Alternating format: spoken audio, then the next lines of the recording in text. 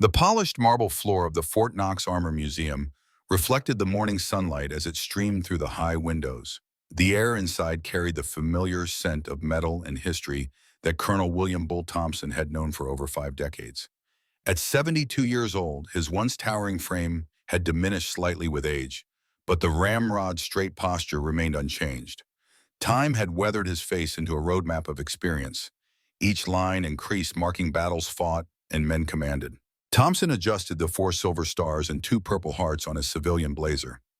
The medals caught the light as he moved, drawing the eyes of younger veterans who recognized what such decorations meant. They nodded with respect as he passed, and he returned each acknowledgement with a slight bow of his head. "If you'll all gather around," he announced, his voice still carrying the command presence that had directed men through combat zones across 3 continents. "I'd like to show you something special." 2 dozen visitors assembled around him.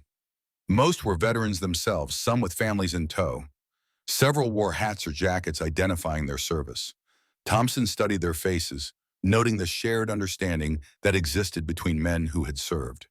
It was a brotherhood that transcended age and era, linking the Korean War veteran with the arthritic hands to the recent Afghanistan vet still adjusting to civilian life. Thompson led the group past displays of Shermans, Pattons, and early prototype tanks until they reached his destination.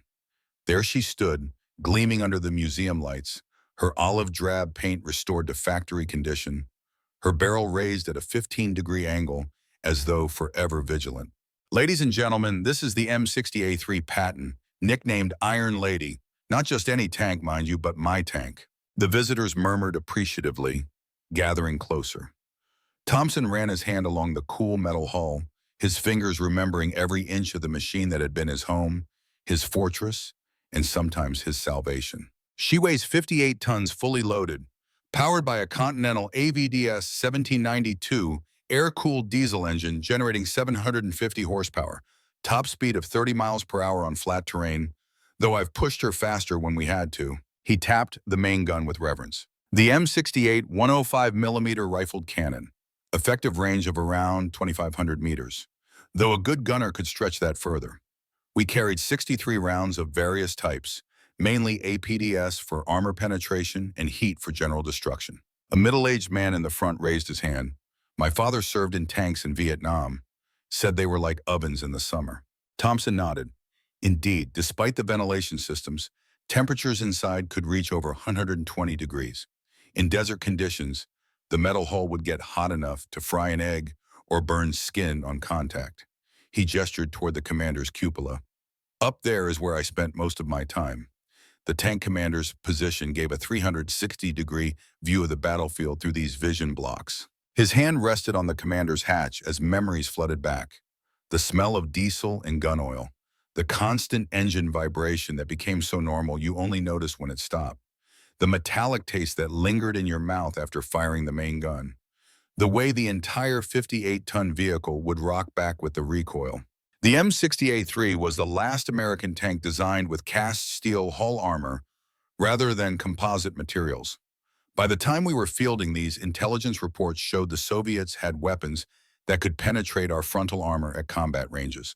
We were working with machines that were technically outclassed, but a tank is only as good as its crew. He opened the commander's hatch with practiced ease despite his age, the hinges recently oiled by the museum staff. 4 men operated this vehicle. Commander up top directing everything, gunner below and to the left handling the main armament, loader to the right managing ammunition, and the driver up front with his own compartment. Thompson peered inside the fighting compartment, seeing not the carefully restored interior, but the lived-in space he remembered. Spent shell casings littering the floor after a firefight, the loader's bloodied knuckles from hours of ramming rounds into the breach, the gunner's sweat-stained seat as he peered through the sight for enemies beyond the horizon. The ANVLQ-6 countermeasure system was added later.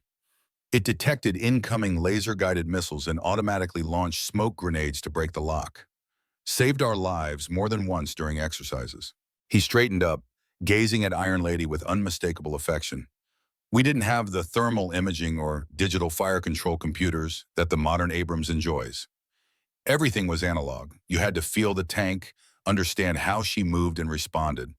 The connection between man and machine was intimate, almost primal. A teenage boy standing beside what appeared to be his grandfather asked, "Was it scary inside during combat, sir?" Thompson considered the question, noting how the boy's grandfather straightened slightly at the respectful address. "Terrifying and comforting simultaneously, son. When shells are impacting around you, the instinct is to dig a hole and hide. Instead, we're in this loud, vibrating box of steel. But that steel was our protection, and the gun's our power. Fear exists, but you transform it into focus. Every crew member, depending on the others, to do their jobs perfectly. No room for error." He patted the side of the hall once more. "Iron Lady and I faced situations where survival seemed mathematically impossible. Yet here I stand. The bond between a tank crew is unlike any other in the military. Closer than brothers. You live together in a space smaller than most prison cells, entrust your lives to each other daily, and form a singular fighting unit that thinks and moves as one." Thompson checked his watch. "Let's continue the tour. We have much more to see." As the group moved on, Thompson lingered a moment longer, his weathered hand pressed against the cool metal. For just a moment, he could hear the engine roar to life, feel the tank lurch forward under his command.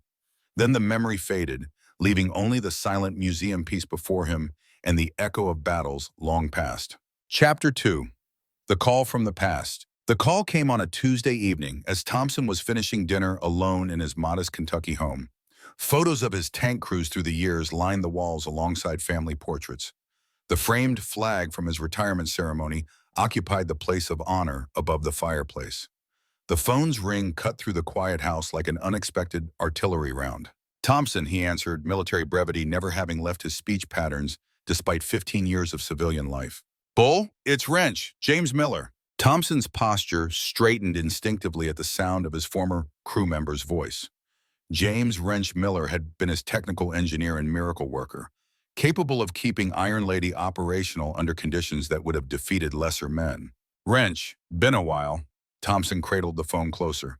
"Everything all right?" There was a pause on the line, filled with the static of unspoken meaning. "It's Falcon," Miller said finally, using the call sign for Charles Rodriguez, their gunner for 6 critical years. "He's in bad shape, Bull. Doctors are giving him days, maybe a week. Pancreatic cancer. He's been fighting it quietly for months."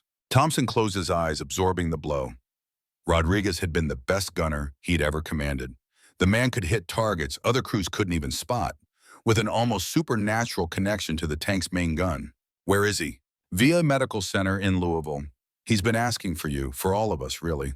Thompson's mind quickly calculated distances and logistics. The tactical planning that had defined his career now applied to this final mission. "Have you contacted the others?" "Working on it. Doc Peterson is still practicing medicine in that small town in Tennessee. Ghost Wilson became a pastor, if you can believe it. Has a church in eastern Kentucky. Radio Martinez runs some high-end security firm out of Atlanta." "The Iron Knights," Thompson murmured, using their old unit designation. "How soon can you get to Louisville?" "I'm already here. Drove in yesterday when I got the call from Falcon's daughter." Thompson nodded to himself. "I'll be there tomorrow morning. Start making the calls, Wrench. Get everyone there as soon as possible. Falcon deserves to see his crew one last time." After hanging up, Thompson moved to his study. The room was a testament to his military career, with bookshelves filled with tactical manuals and military histories. He opened the bottom drawer of his desk and removed a leather-bound album. Inside were photos of his crews over the decades, but he turned immediately to the section labeled Iron Knights. There they were, standing proudly before Iron Lady after winning the NATO tank competition in 1979. Rodriguez with his perpetual half-smile, the gunner's precision reflected in his calculating eyes. Miller, sleeves rolled up, hands permanently stained with grease and oil. The mechanical genius who could diagnose a tank's problem by sound alone. Robert Doc Peterson, the loader whose medical aspirations gave him his nickname years before he actually became a physician. Michael Ghost Wilson, the driver who could navigate terrain others considered impassable, moving the massive tank with ballerina delicacy when needed. Frank Radio Martinez, their communications specialist, who could pull in signals when others heard only static. And himself, younger by decades, standing slightly apart as commanders often did, the weight of responsibility evident in his stance. Thompson's mind drifted back to their first meeting at Fort Knox in 1972. The Vietnam War was still grinding on, but their particular expertise had kept them stateside, training the next generation of armored warfare specialists while preparing for the ever-present Soviet threat in Europe. He had been assigned a fresh crew, men from different backgrounds thrown together by the needs of the service. The initial tension had been palpable as they sized each other up, each wondering if they could trust their lives to the strangers before them. "Gentlemen," he had told them during that first meeting, "from this moment forward, you are no longer individuals. You are components of a single weapon system. The tank is useless without your coordination, and you are vulnerable without the tank. Learn to function as one entity or prepare to die separately." It had taken months of training, countless hours in simulator, days in the field under brutal conditions, but gradually the collection of men had transformed into a crew, and eventually into something more, forged in the crucible of shared hardship and mutual respect. Thompson closed the album, the memories flooding his consciousness. He thought of Rodriguez and the countless times the gunner's skill had proven decisive in training exercises. The man had an artist's touch with the 105mm, placing rounds precisely where Thompson directed, often before the order was fully articulated. Now Rodriguez was dying, and Thompson felt the weight of time pressing down upon him. They were all in their 70s now, the last of a generation of tankers who had operated the mechanical beasts before computers had taken over most functions. Modern tank crews would never know the pure analog experience of controlling such power through physical connection rather than digital interface. Thompson began packing a small overnight bag, moving with the efficiency that had characterized his military career. As he prepared, his mind kept returning to their shared past, particularly the pivotal moments of 1978 when everything had changed. He recalled with perfect clarity the massive Reforger exercises that year, where NATO forces had practiced repelling a simulated Soviet invasion of Western Europe. The Iron Knights had been assigned to play the opposition force, their older M60A3 representing Soviet armor against the new prototype XM1 tanks that would eventually become the Abrams. On paper, it had been an unfair fight. The XM1 prototypes were faster, with better fire control systems and superior armor. Their crews were handpicked from the best tankers in the Army. Against them stood Thompson's single M60A3 crew, outmatched technologically but bound together by years of shared experience. What happened during those exercises had become legend in armored warfare circles, though the full story had never been told publicly. Thompson zipped his bag closed and glanced once more at the photograph of the Iron Knights. Tomorrow they would reunite one final time, to honor their fallen brother, and perhaps to finally acknowledge the truth of what had happened all those years ago. As he turned out the lights, Thompson whispered a silent prayer for Rodriguez, asking for strength in the days to come. Some bonds, he knew, transcended time, distance, and even death itself. The bond between men who had faced mortality together in the confined space of a steel beast was one such connection, permanent and unbreakable. Chapter 3, The Iron Knights. The VA Medical Center in Louisville cast long morning shadows across the parking lot as Thompson arrived. The American flag hung at half-mast for reasons unrelated to Rodriguez, but the symbolism struck Thompson as appropriate nonetheless. He parked his aging Buick in a visitor space and sat for a moment, gathering himself for what was to come.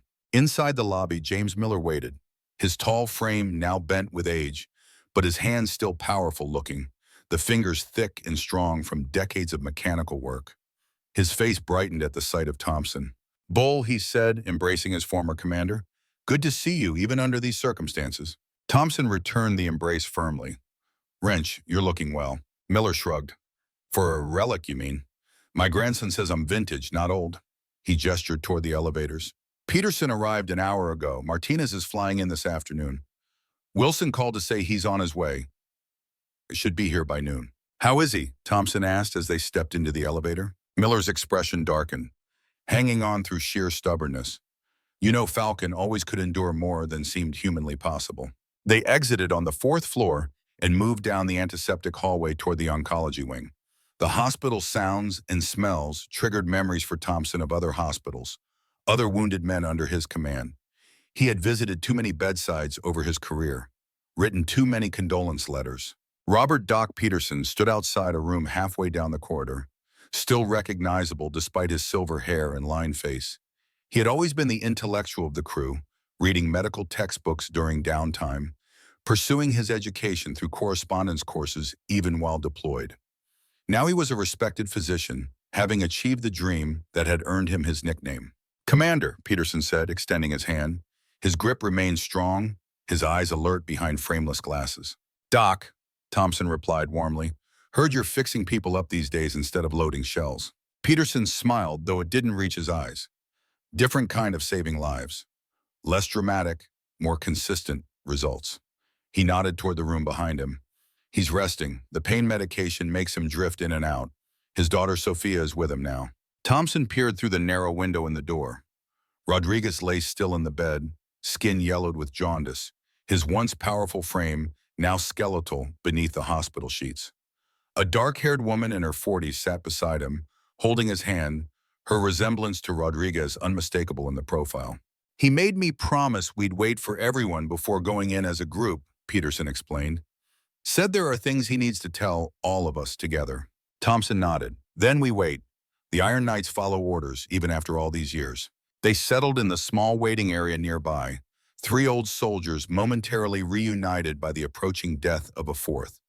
The conversation flowed naturally into reminiscences, the shared language of men who had experienced things others could never fully comprehend. "Remember that night exercise in Germany?" Miller asked. "When Falcons spotted that other tank through fog so thick you couldn't see your hand in front of your face?" Peterson chuckled.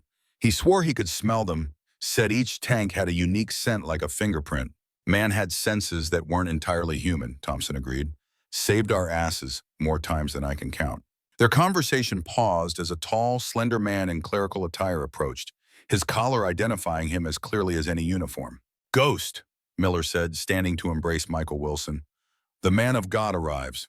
Wilson's weathered face broke into a broad smile. "The Lord works in mysterious ways. Who would have thought the wildest member of the Iron Knights would end up leading a congregation?" Thompson studied Wilson with genuine affection. The former driver had indeed been a hellraiser in his younger days, famous for bar fights and unauthorized adventures when off duty.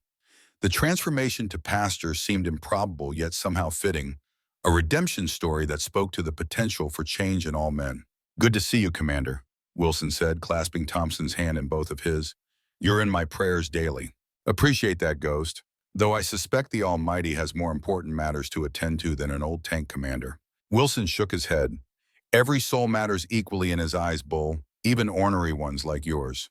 They were exchanging more memories when Frank Radio Martinez arrived, his expensive suit and military precision haircut reflecting his success in civilian life.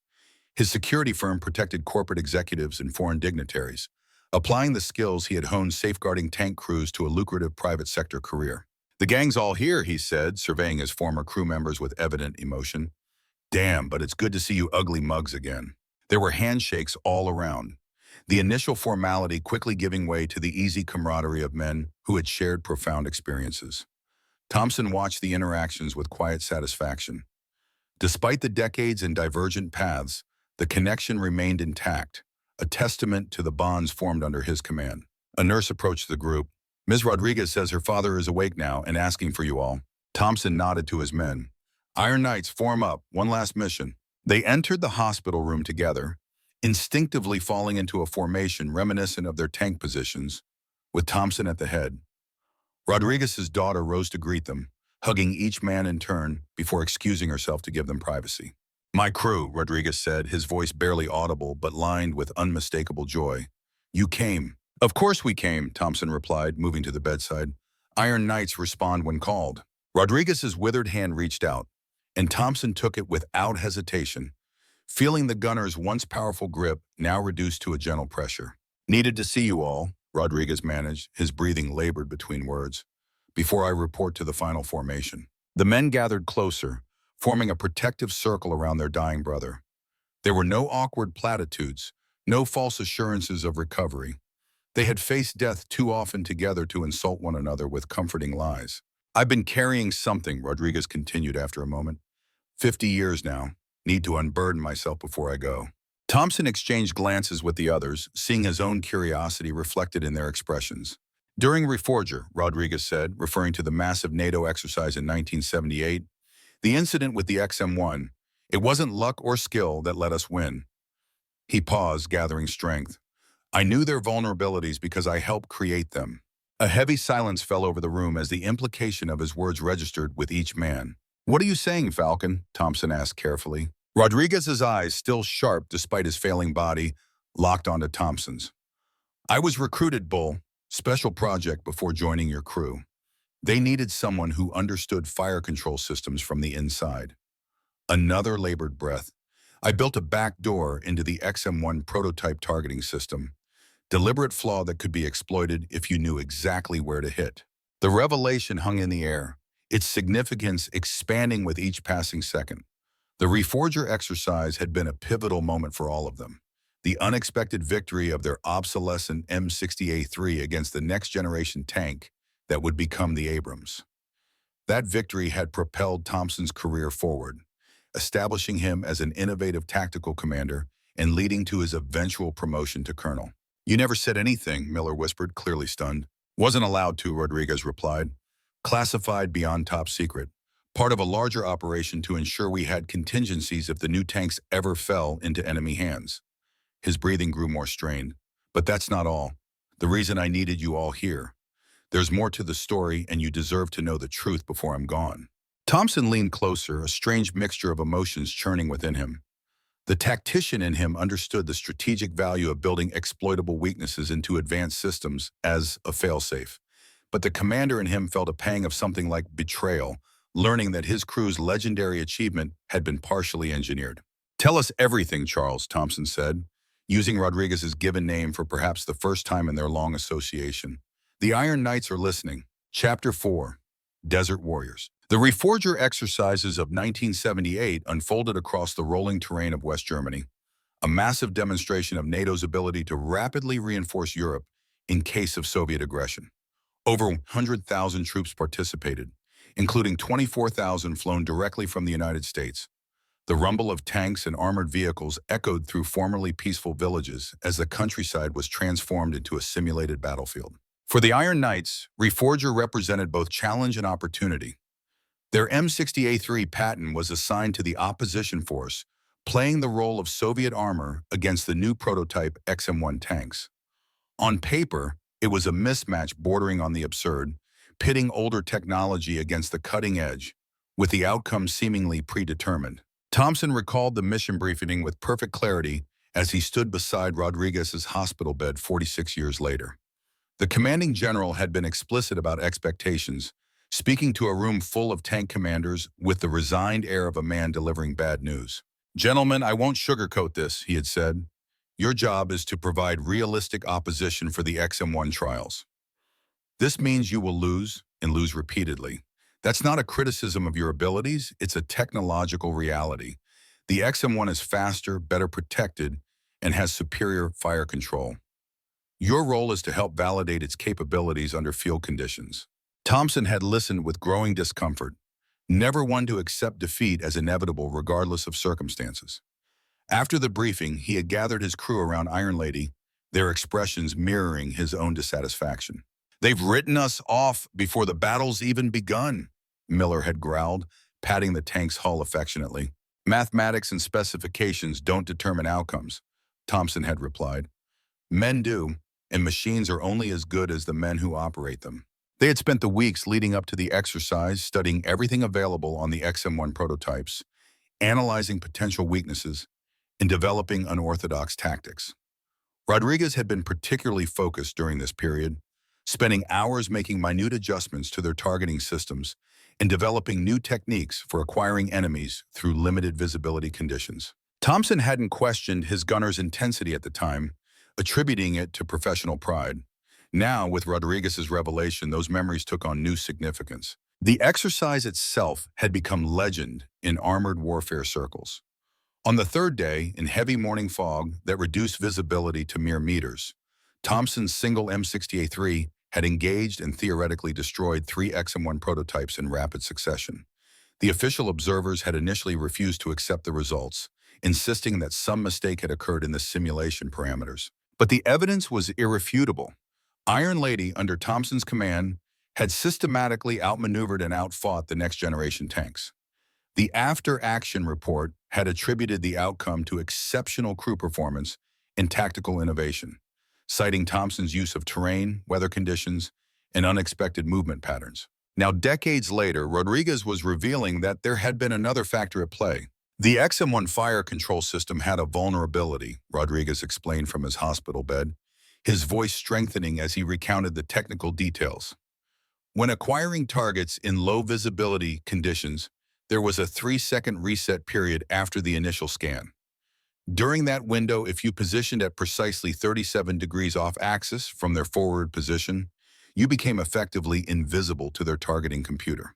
That's why you insisted we approach from that specific angle, Thompson realized. Rodriguez nodded weakly. Wasn't random tactical inspiration, was deliberate exploitation of a flaw I helped engineer. The other men exchanged glances, processing this revelation.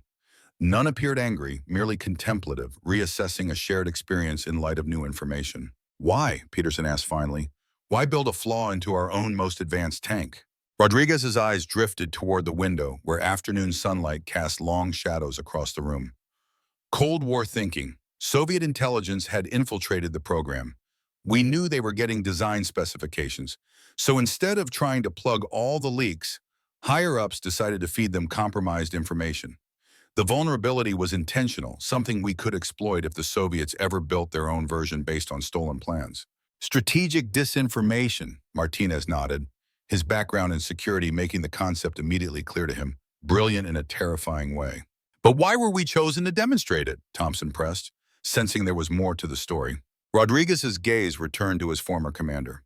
Wasn't coincidence I ended up in your crew, Bull. They needed the vulnerability demonstrated convincingly under actual field conditions, but without revealing its existence to the broader military. Your reputation as an innovative tactician made you the perfect commander for the mission. If you won using the vulnerability, everyone would attribute it to your tactical genius rather than questioning the technology. The implication landed heavily in the room. Thompson's career advancement, his reputation as a brilliant tank commander, had been partially engineered as cover for a classified intelligence operation. So our legendary victory was a setup, Miller said, voicing what they all were thinking. No, Rodriguez responded with surprising force, raising himself slightly before falling back against his pillows. That's what I need you all to understand. Yes, I knew about the vulnerability, but exploiting it still required perfect execution. The timing, positioning, crew coordination your leadership demanded of us, Bull, that was all real. We still had to outperform crews in technically superior vehicles. Thompson considered this, remembering the intense concentration on Rodriguez's face as he made those seemingly impossible shots. The precision with which Wilson had maneuvered their tank into exactly the right position, the lightning speed with which Peterson had loaded round after round. You could have told me, Thompson said quietly, after the exercise, after classification expired, why keep it secret all these years? Rodriguez's expression grew troubled, because what happened next wasn't in the plan. The exercise was supposed to be a controlled demonstration of the vulnerability, proof of concept for the intelligence strategy. But then something went wrong during the final engagement. The men leaned closer, sensing they were approaching the true purpose of this deathbed confession. The XM1 we engaged on the last day, Rodriguez continued, it wasn't behaving according to the expected parameters. Its movements were too aggressive, its positioning too perfect. The commander wasn't following standard doctrine. Major Lawrence, Thompson supplied, recalling his opposite number in that final confrontation. Victor Lawrence. Rodriguez nodded.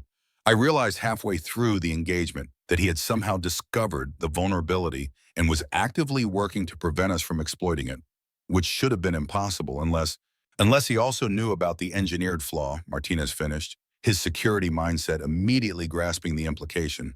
Exactly, Rodriguez whispered. In that moment, I understood we were no longer participating in a controlled exercise. We were fighting against someone who represented a serious security breach. Thompson's tactical mind immediately reconstructed the engagement from this new perspective.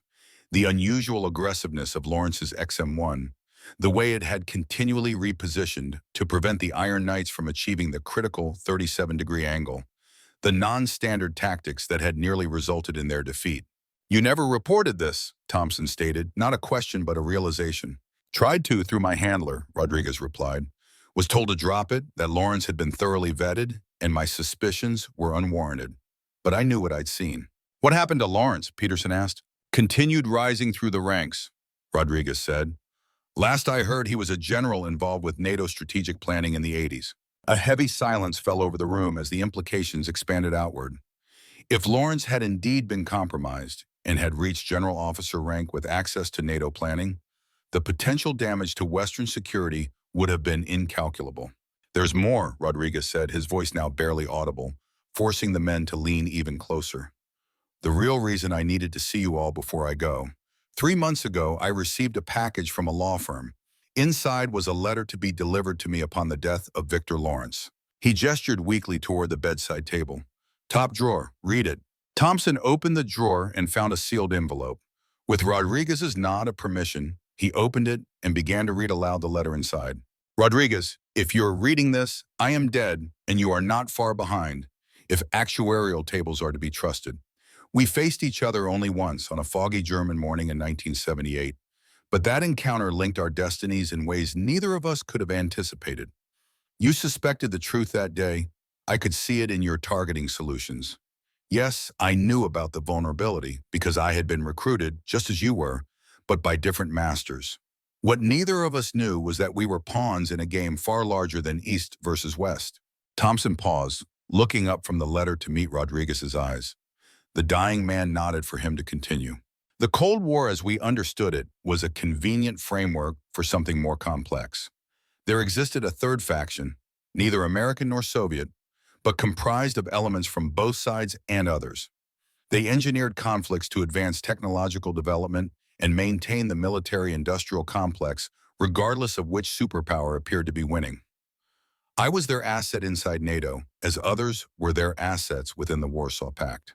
The room had grown completely still, the only sound Rodriguez's labored breathing and the mechanical beep of medical monitors. "I am telling you this now because the game continues. Though the players and pieces have changed, the faction still exists, still manipulates global conflicts from the shadows. I live my life as their instrument, but in death, I choose to expose one small piece of their machinery.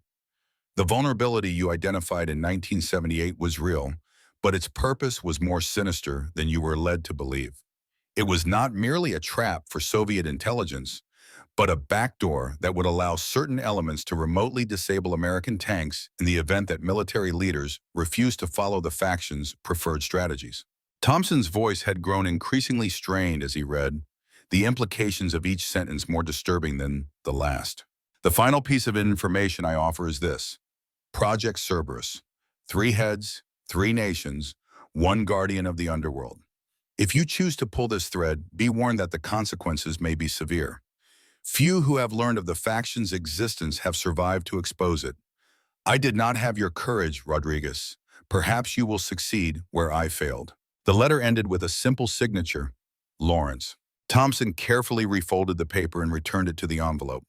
The men exchanged glances, each processing the extraordinary claims in their own way. "Do you believe this, Falcon?" Thompson asked finally. Rodriguez's eyes were clear despite his physical deterioration. "I've had 3 months to verify what I could. Lawrence was found dead of an apparent suicide, but the circumstances were suspicious.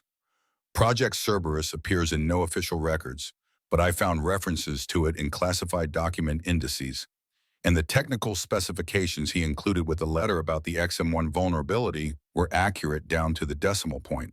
"Why tell us?" Wilson asked. "Why not take this to current authorities?" "Because I'm dying," Rodriguez replied simply. "Have weeks at most. And because the Iron Knights were the only men I ever trusted completely." His gaze fixed on Thompson. "The decision of what to do with this information belongs to you now, Commander, as it always has." Thompson felt the weight of command settle upon him once more, heavier than it had been even in combat. The Reforger exercise of 1978, long remembered as his greatest tactical triumph, had been merely the visible surface of a conspiracy whose depths he was only now beginning to comprehend. "We need to discuss this privately," he said to his crew. "Rodriguez needs rest, and we need to think carefully about our next steps." The others nodded in agreement, each placing a hand on their gunner in farewell before moving toward the door.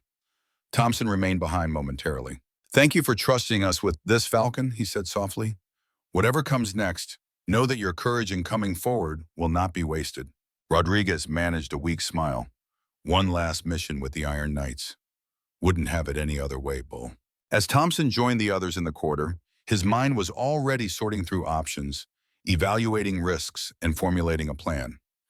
Decades had passed since he had commanded a tank in the field, but the strategic thinking that had defined his career remained sharp as ever. The Iron Knights had faced seemingly impossible challenges before and prevailed.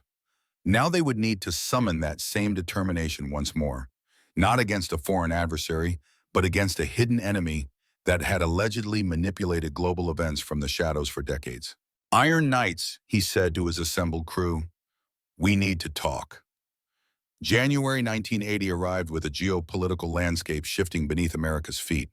The Soviet invasion of Afghanistan had shattered any remaining illusions about détente. President Carter had withdrawn from the Moscow Olympics, reinstated draft registration, and imposed grain embargoes. The Cold War was no longer cold, merely contained, threatening to ignite into open conflict at any moment. For Colonel William Thompson and the reassembled Iron Knights, these global tensions formed the backdrop to their own private war, a conflict sparked by the deathbed confession of Charles Rodriguez and the cryptic letter from Victor Lawrence. 3 weeks had passed since Rodriguez's funeral, a somber military ceremony where Thompson had delivered the eulogy, his voice steady despite the emotion building behind his carefully composed words. A tank crew becomes a family, he had said, standing before the flag-draped coffin, bound not by blood, but by steel and fire and shared purpose. Charles Falcon Rodriguez could see what others missed, could strike with precision when chaos reigned around us. He never spoke of the countless lives he saved through his extraordinary skill. But we know, we remember, and we remain forever in his debt. The Iron Knights had gathered at Thompson's Kentucky home after the funeral, 5 men now reduced to 4, deciding what to do with Rodriguez's revelations. Thompson insisted they approach the situation as they had always done, with methodical planning and clear objectives.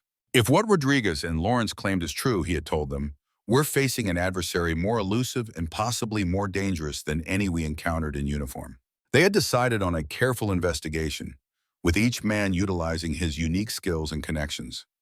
Martinez, with his security firm resources, would discreetly investigate Lawrence's background and circumstances of death. Peterson would use his medical contacts to assess the authenticity of the technical specifications in Lawrence's letter. Wilson, whose pastoral role gave him unexpected access to community information, would quietly gather what he could about Project Cerberus. Miller, with his mechanical expertise, would evaluate the tank vulnerability claims from an engineering perspective. Thompson would coordinate their efforts while reaching out to trusted contacts from his years of service, seeking any corroborating evidence without raising suspicions. Now, 3 weeks later, they reconvened in Thompson's study, their faces grave with the weight of what they had discovered. Martinez spoke first, his security background evident in his precise, methodical reporting.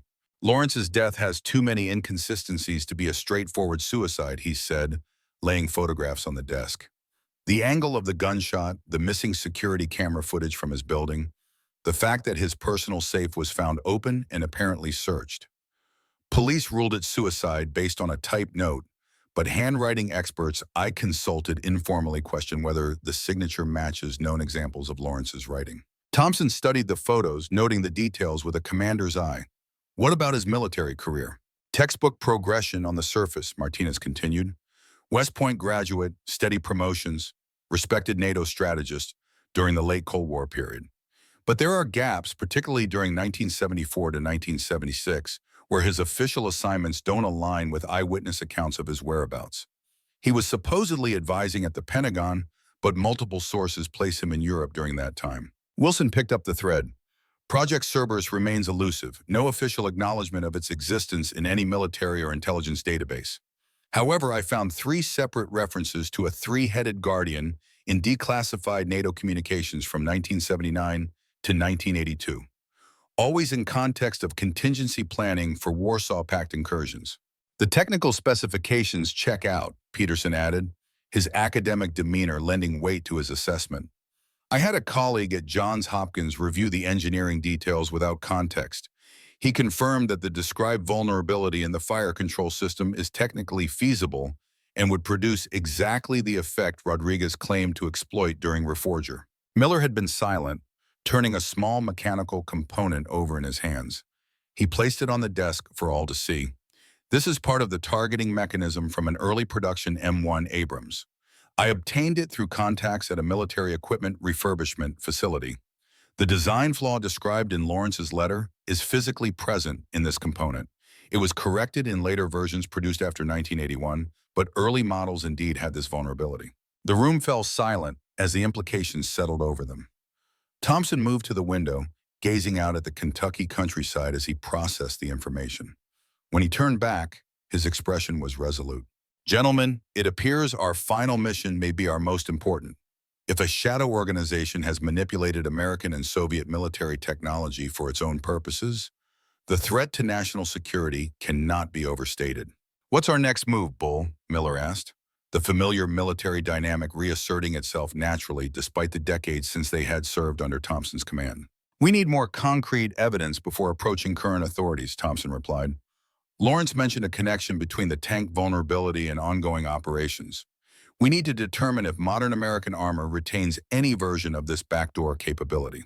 "The Army Armor Training Center at Fort Knox maintains current-generation tanks for training purposes," Miller suggested. "I still have contacts in the maintenance division who might allow a discreet inspection." "Too risky," Martinez countered. "If this organization is as deeply embedded as Lawrence suggested, suspicious inquiries could alert them." Thompson nodded in agreement, then paused as a thought occurred to him. "There's another approach. The National Training Center at Fort Irwin runs regular force-on-force exercises with current-generation equipment.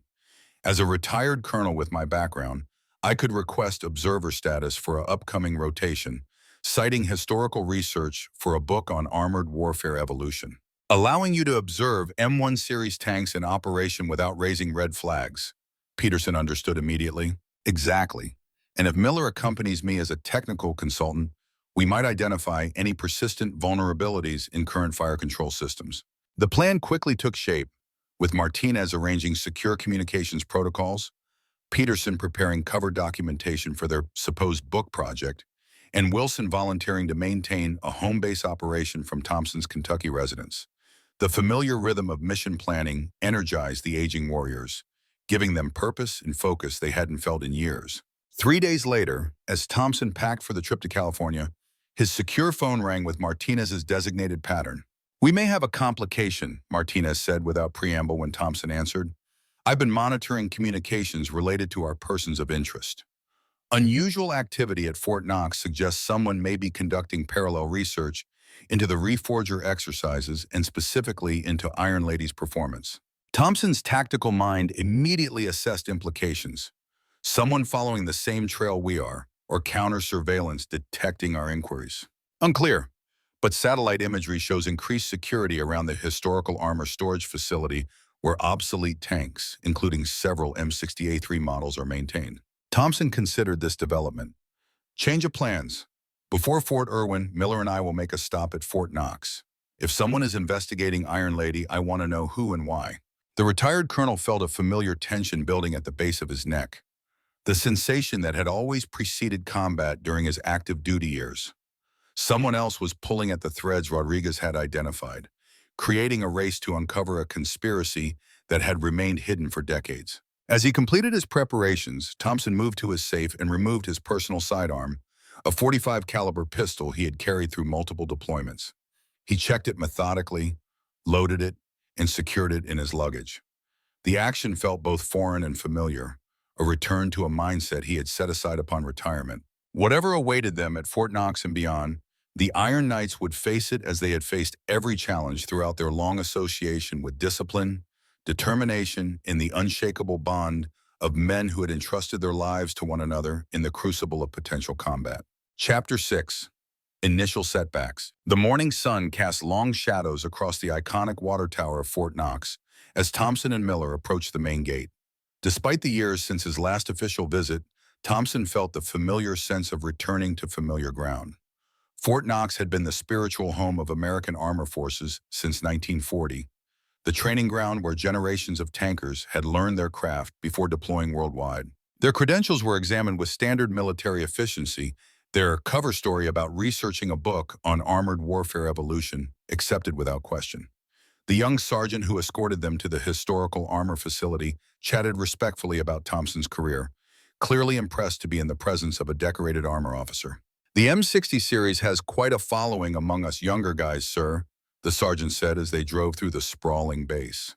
"All the computerized systems in the modern tanks are impressive, but there's something about the older machines that feels more real, if you know what I mean." Thompson nodded, understanding completely. "The difference between playing a piano and programming a synthesizer. Both make music, but one connects you directly to the instrument." "Exactly, sir." The sergeant's enthusiasm was evident. "That's why I volunteered for this historical unit assignment. Getting to maintain these classics is an honor." The historical armor facility appeared as a series of large hangars set back from the main training areas. As they approached, Thompson noted the increased security. Martinez had mentioned unmarked vehicles with government plates, additional guards at checkpoints, and surveillance cameras that hadn't been present in satellite imagery from 6 months earlier. "A lot of activity here lately," Miller commented casually to their escort. The sergeant's expression flickered briefly before returning to professional neutrality. "Yes, sir, there's been renewed interest in historical combat performance metrics. Comparative analysis with current generation equipment." Thompson and Miller exchanged glances, the subtle communication of men who had worked together in high-stress environments requiring minimal verbal confirmation. Something unusual was indeed happening, precisely as Martinez had warned. Inside the main hangar, a collection of vintage armor stood in various states of restoration. M48 Pattons, early model M60s, even a rare M551 Sheridan light tank. But Thompson's attention immediately fixed on a familiar silhouette at the far end, partially obscured by scaffolding and work lights. Iron Lady. His tank, or one virtually identical to it, undergoing what appeared to be a detailed technical inspection. Civilians in lab coats moved around the vehicle, taking measurements and photographs, accompanied by military personnel carrying electronic testing equipment. "Quite an operation they've got going," Miller murmured, his experienced eye cataloging the sophisticated analysis tools being employed. "Historical research looks pretty high-tech these days," Thompson replied quietly. Their escort led them toward a heavy-set man in his 50s, wearing the uniform of a lieutenant colonel. "Sir, these are the visitors' headquarters cleared for the historical research project. Colonel William Thompson, retired, and Mr. James Miller, his technical consultant." The lieutenant colonel turned, his expression momentarily freezing, before recovering into a professional smile that didn't reach his eyes. "Colonel Thompson, your reputation precedes you. I'm Lieutenant Colonel David Harris, overseeing the Historical Armor Evaluation Program." As they shook hands, Thompson noted the man's grip was slightly too firm, his eye contact too intense. The hallmarks of someone trying to assert dominance while hiding something. "Appreciate the access, Colonel Harris," Thompson said easily. "My co-author and I are focusing on the evolution of tank tactics from Vietnam through Desert Storm, with particular emphasis on how crew experience sometimes overcame technological limitations." "Fascinating subject," Harris replied, though his tone suggested otherwise. "Though I should mention our current project is classified. You'll be limited to exterior inspection only of the vehicles, and photography is prohibited." Miller gestured toward Iron Lady. "That M60A3 seems to be getting special attention. Any particular historical significance?"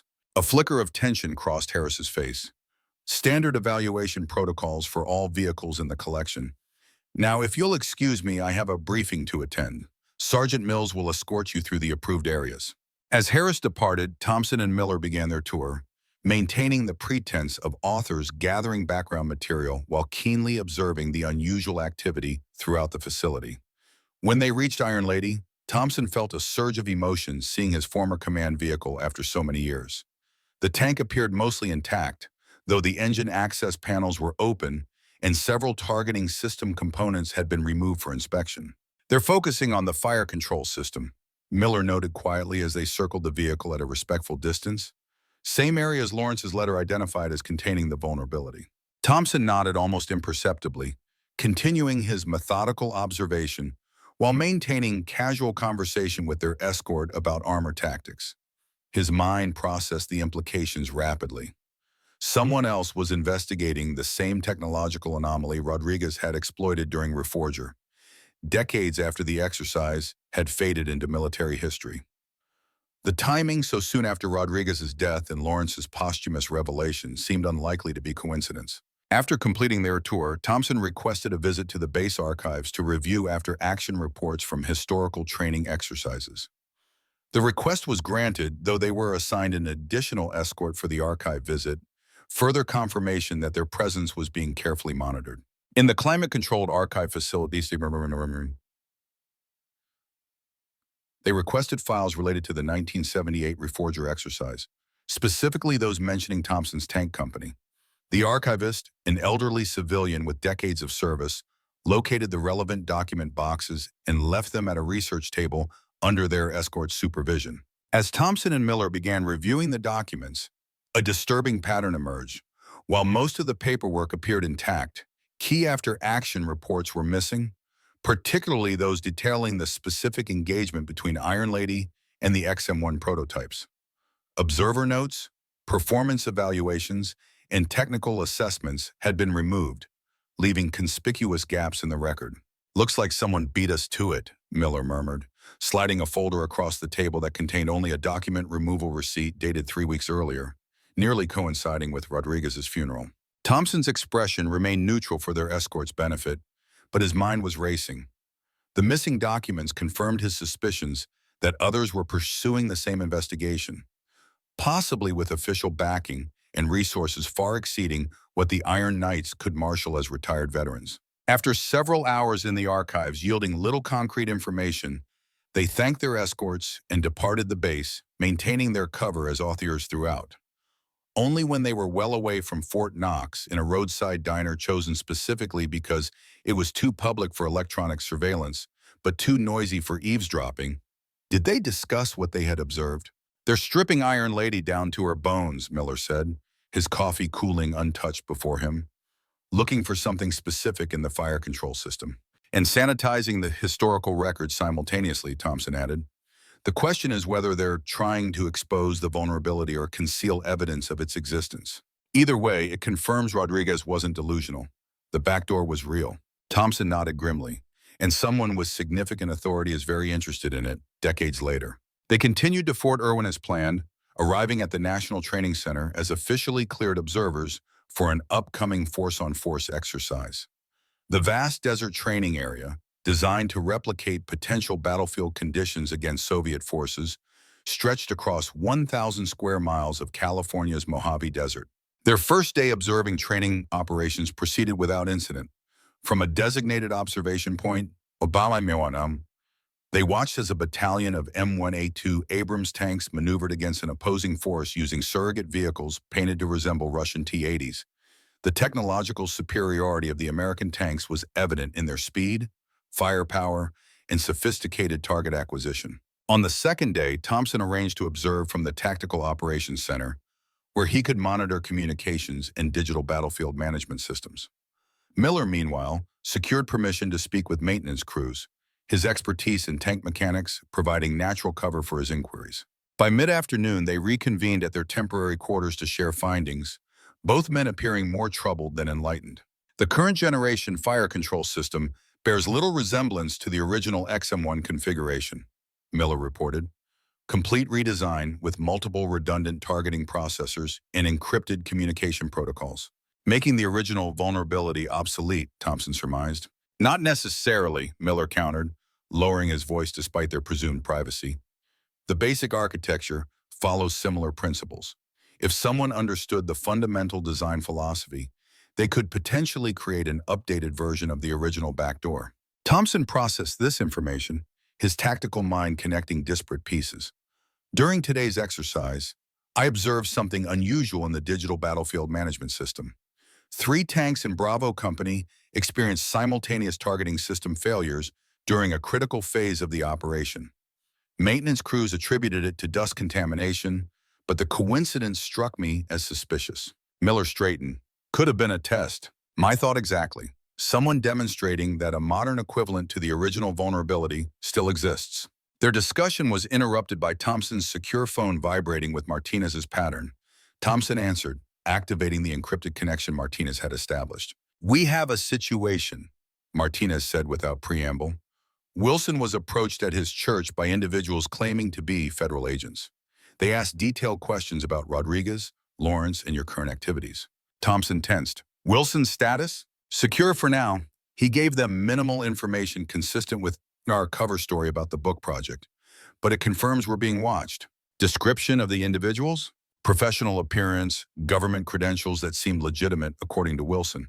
But when he attempted to verify their identities through official channels afterward, no record of agents by those names existed. Thompson exchanged glances with Miller. "We're compromised. Abort the Fort Irwin observation. Return to Rally Point Alpha." After disconnecting, Thompson began methodically packing their belongings. "We're leaving within the hour. Someone is several steps ahead of us, and we need to regroup with the others."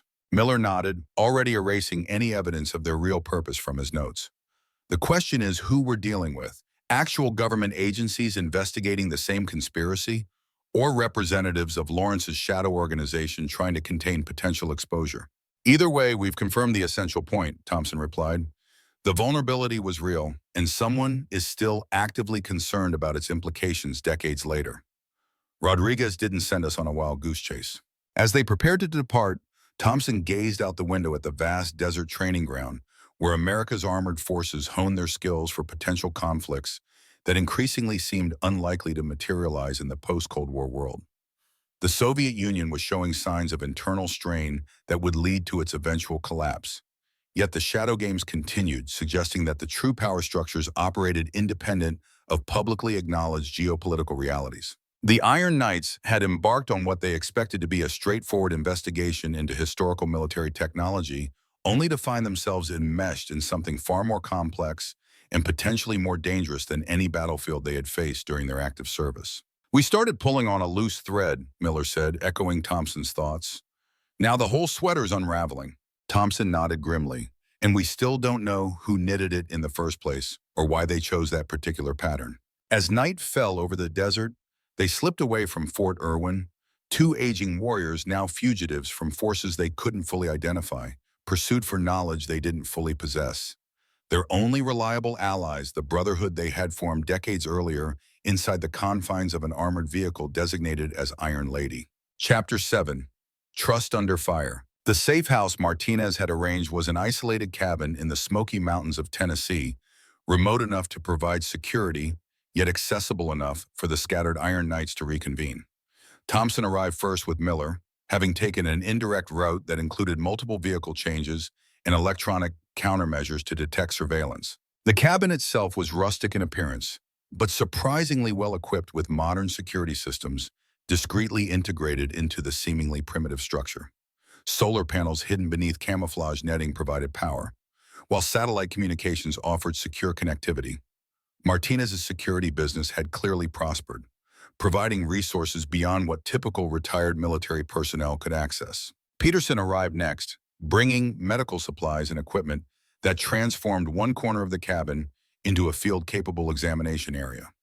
The preparations seemed excessive until Martinez and Wilson arrived together the following evening, supporting between them a young man who was clearly in pain, his face pale beneath a shock of dark hair.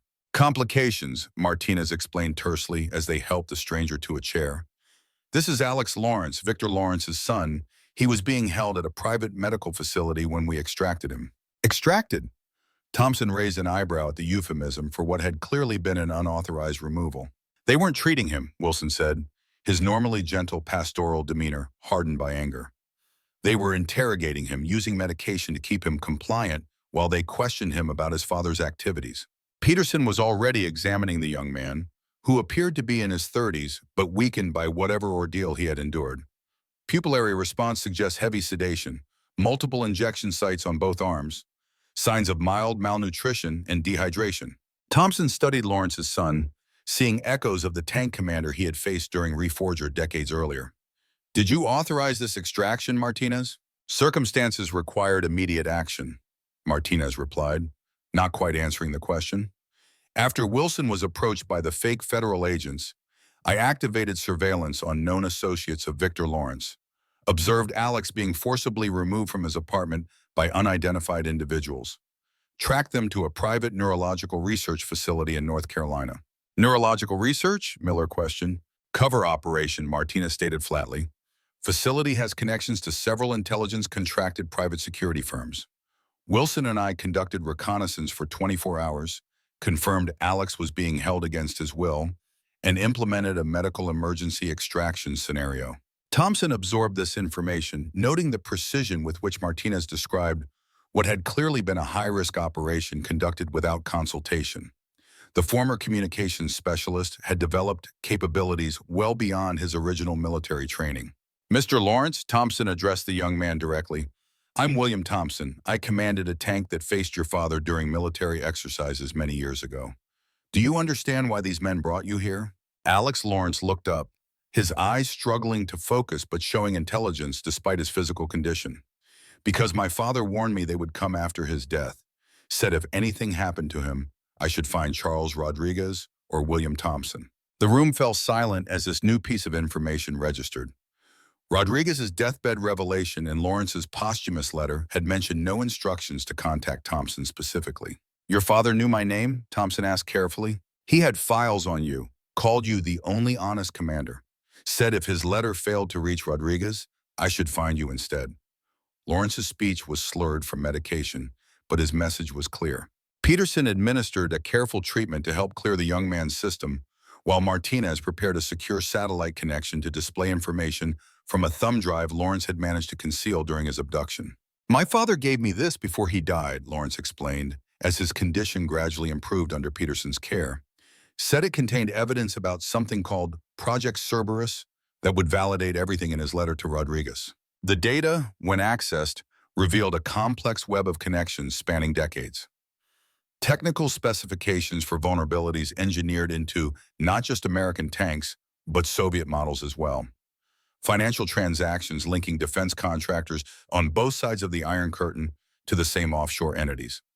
Personnel files showing key military and intelligence officials whose careers had been suspiciously accelerated, including Victor Lawrence himself. Most disturbing were the operational plans, detailing how these vulnerabilities could be activated in the event of actual conflict, potentially crippling armored forces on both sides to ensure battles ended with predetermined outcomes, supporting geopolitical objectives known only to those controlling Project Cerberus. "This is beyond what we imagined," Wilson said quietly as they reviewed the evidence. "Not just manipulating tank design, but engineering specific battle outcomes regardless of which side appeared to be fighting. Ensuring that whatever happened on the battlefield, certain political and economic interests would benefit," Martinez added, his security background providing perspective on the strategic implications. Miller, who had been studying the technical details with growing alarm, looked up from the schematics. "These aren't just historical curiosities. According to these files, modern versions of these vulnerabilities exist in current generation equipment, including the M1A2 systems we observed at Fort Irwin." Thompson absorbed this information with the measured calm that had characterized his command style throughout his career. "Then what we witnessed during training might have been a test of these capabilities, not coincidental equipment failures." Alex Lawrence, now more alert as Peterson's treatment reduced the sedative levels in his system, confirmed their suspicions. "My father discovered they were planning a full-scale demonstration, something to prove the system still functioned despite technological evolution." "Demonstration to whom?" Thompson asked. "New investors," Lawrence replied. "The original architects of Cerberus are mostly dead or retiring. A new generation is taking control, seeking proof that the investment remains viable in the modern battlefield environment." The implications hung heavy in the mountain air. If true, the conspiracy had survived the end of the Cold War, adapting to new geopolitical realities while maintaining its core capability, the ability to determine battlefield outcomes regardless of the apparent combatants. "We need to take this to legitimate authorities," Wilson argued, his moral certainty as a pastor influencing his perspective. "Assuming we can identify who those might be," Martinez countered. "Lawrence's evidence suggests infiltration across multiple agencies and military commands. How do we know who's compromised and who isn't?" Thompson moved to his window, gazing out at the forested mountains as he considered their options. The tactical problem was unlike any he had faced in his military career, with no clear enemy, no defined battlefield, and no obvious path to victory.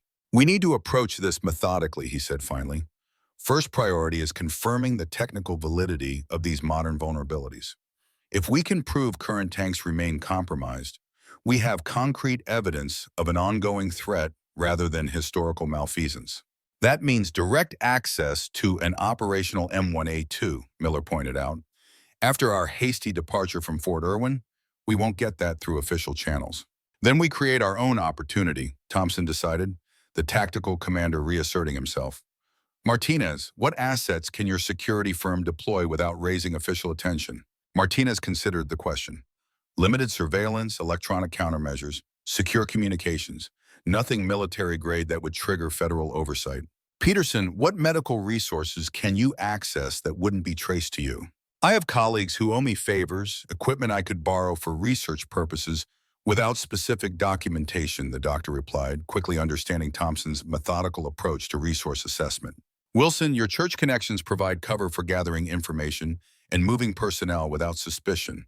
Can your congregation support expanded community outreach activities that might explain unusual comings and goings? The pastor nodded, seeing the strategy taking shape. Sunday services already bring together veterans from across the region. Additional support group meetings wouldn't raise eyebrows. Miller, we need your technical expertise to confirm these vulnerabilities if we gain access to current equipment. What would you require? The former tank engineer thought for a moment. Portable diagnostic equipment, similar to what maintenance crews use, could be acquired through surplus channels without direct military procurement. Thompson nodded, satisfied with the initial assessment. And Mr. Lawrence will need everything you can recall about your father's communications, contacts, and movements in the months before his death. I can do better than recall, Lawrence responded, his strength visibly returning as the medications wore off. I have his personal journals and encrypted communications going back years. He anticipated his death would come once he decided to expose Cerberus. He prepared accordingly. For the next several hours, the Iron Knights and their unexpected ally developed a comprehensive strategy. Unlike their military operations of decades past, this mission required subtlety, indirection, and careful coordination across multiple domains. They were no longer young men with institutional support and clear objectives, but aging warriors fighting an invisible enemy with resources they had to improvise from civilian lives. As night fell over the mountains, the group separated to various sleeping areas within the cabin, each man processing the day's revelations in his own way. Thompson remained awake, sitting on the porch with a cup of coffee, the mountain darkness bringing a clarity to his thoughts that had sometimes eluded him in recent years. Miller joined him after a while, settling into an adjacent chair with a groan that spoke of aging joints and long miles traveled. Thinking about Iron Lady, he asked, knowing his former commander's mind. Thompson nodded. And about what Rodriguez told us at the end. I've been wondering if he knew more than he revealed, if he was protecting us by limiting how much he shared. Protecting us or protecting himself, Miller questioned. If he was recruited to help design these vulnerabilities, he was complicit in creating backdoors that could have endangered American forces. Or he was manipulated, just as Lawrence was, Thompson countered, given a partial truth to secure his cooperation, never shown the full picture of what he was enabling. They sat in contemplative silence for a time, two old warriors considering the moral complexities of their shared past. Do you regret it? Miller asked eventually. Our victory at Reforger, the career advancement it brought you?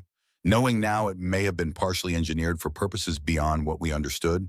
Thompson considered the question carefully. I regret being used without my knowledge or consent. I regret that our legitimate skill and courage might have been exploited to advance hidden agendas. He paused, looking out at the distant mountain silhouettes. But I don't regret leading the Iron Knights. I don't regret the brotherhood we formed or the example we set for others who followed us. Miller nodded, understanding the distinction. The circumstances may have been manipulated, but our response to them was genuine. The skill, the courage, the bond between us, those were real. And remain so, Thompson affirmed, which is why, despite the decades and miles between us, we're together again now, facing another challenge that seems insurmountable. Except this time we don't have 58 tons of armored protection around us, Miller observed wryly. Thompson allowed himself a rare smile. No, but we have something more valuable: experience, judgment, and absolutely nothing left to lose. 4 old men and a conspiracy theorist's son against a shadowy global cabal. The odds are almost fair. Miller chuckled, the tension of recent days momentarily broken. Almost feel sorry for them. Their moment of camaraderie was interrupted by Martinez emerging from the cabin, his expression serious. Perimeter sensors just picked up vehicle movement on the access road. Multiple signatures approaching slowly with lights off. Thompson was on his feet instantly, years falling away as combat reflexes reasserted themselves. Wake the others. Evacuation Protocol Alpha. 5 minutes. As Martinez disappeared inside, Thompson and Miller moved with practiced efficiency, gathering essential equipment and intelligence materials. Within minutes, the cabin was a flurry of controlled activity as the Iron Knights prepared to abandon their temporary sanctuary. How did they find us? Wilson asked as he helped Alex Lawrence gather his strength for rapid movement. Questions for later, Thompson replied tersely. Right now, we focus on maintaining operational security and preserving our intelligence assets. Peterson finished packing his medical supplies into a field kit, while Martinez distributed secure communications devices to each man. Split into predetermined pairs, separate routes to the secondary rendezvous point, Martinez instructed. Maintain communication blackout for 12 hours minimum. Thompson performed a final check of their evacuation, ensuring no critical materials were left behind and that the cabin appeared as though vacated days earlier, a standard counterintelligence measure. As the others slipped out through a concealed rear exit toward cached vehicles positioned for exactly this contingency, he took a moment to center himself. The old familiar clarity of imminent danger settled over him, the heightened awareness that had served him well through decades of potential combat situations. At 72, his body might move more slowly than in his prime, but his tactical mind remained sharp, processing threat assessments and response options with practiced efficiency. Like old times, Miller murmured beside him, the former tank engineer now checking a civilian pistol with military precision. Better, Thompson replied quietly. Back then, we were following orders. Now we're deciding for ourselves what's worth fighting for. As headlights appeared through the trees, still distant but unmistakably approaching their position, the last of the Iron Knights slipped away into the mountain darkness, once again united in purpose, if not in physical proximity. Their decades-old bond stronger than ever as they faced an enemy more elusive than any they had encountered during their military service. In the quiet mountain forest, only the approaching vehicles remained unaware that their quarry had already vanished, the tactical advantage once again belonging to men who had spent lifetimes mastering the art of battlefield survival against seemingly insurmountable odds. Chapter 8, Innovation Under Pressure. Dawn broke over the secondary rendezvous point in an abandoned mining equipment storage facility in the hills of West Virginia. The location had been selected by Martinez months earlier as part of his security company's contingency planning, stocked with supplies and communication equipment that would allow operations independent of traditional infrastructure. Thompson arrived with Lawrence shortly after sunrise, having taken a circuitous route that included 3 vehicle changes and careful counter-surveillance measures. The young man had proven surprisingly resilient despite his recent ordeal, demonstrating a sharp mind once the sedatives had fully cleared his system. My father trained me, he explained as they secured their temporary shelter. Said knowledge without preparation was merely trivia. Taught me evasion techniques, secure communication protocols, how to identify surveillance. I thought he was paranoid until he showed me the first Cerberus files. Thompson nodded, recognizing the same methodical thoroughness that had characterized Victor Lawrence during their brief engagement decades earlier. Your father was a complicated man, an adversary once, perhaps an ally in the end. He was a patriot who realized too late he'd been working for the wrong people, Lawrence replied quietly. Spent his final years gathering evidence, preparing to expose everything. Then they got to him before he could go public. Miller and Peterson arrived next, followed shortly by Wilson and Martinez, all confirming clean extraction with no indication of pursuit. Initial analysis suggests our primary safe house was compromised through electronic means rather than human intelligence, Martinez reported, setting up a secure communication station in what had once been a foreman's office. Likely a tracking algorithm flagged unusual resource acquisition patterns connected to known associates, meaning they don't necessarily know who they're tracking, just that someone is asking questions about Cerberus, Miller clarified.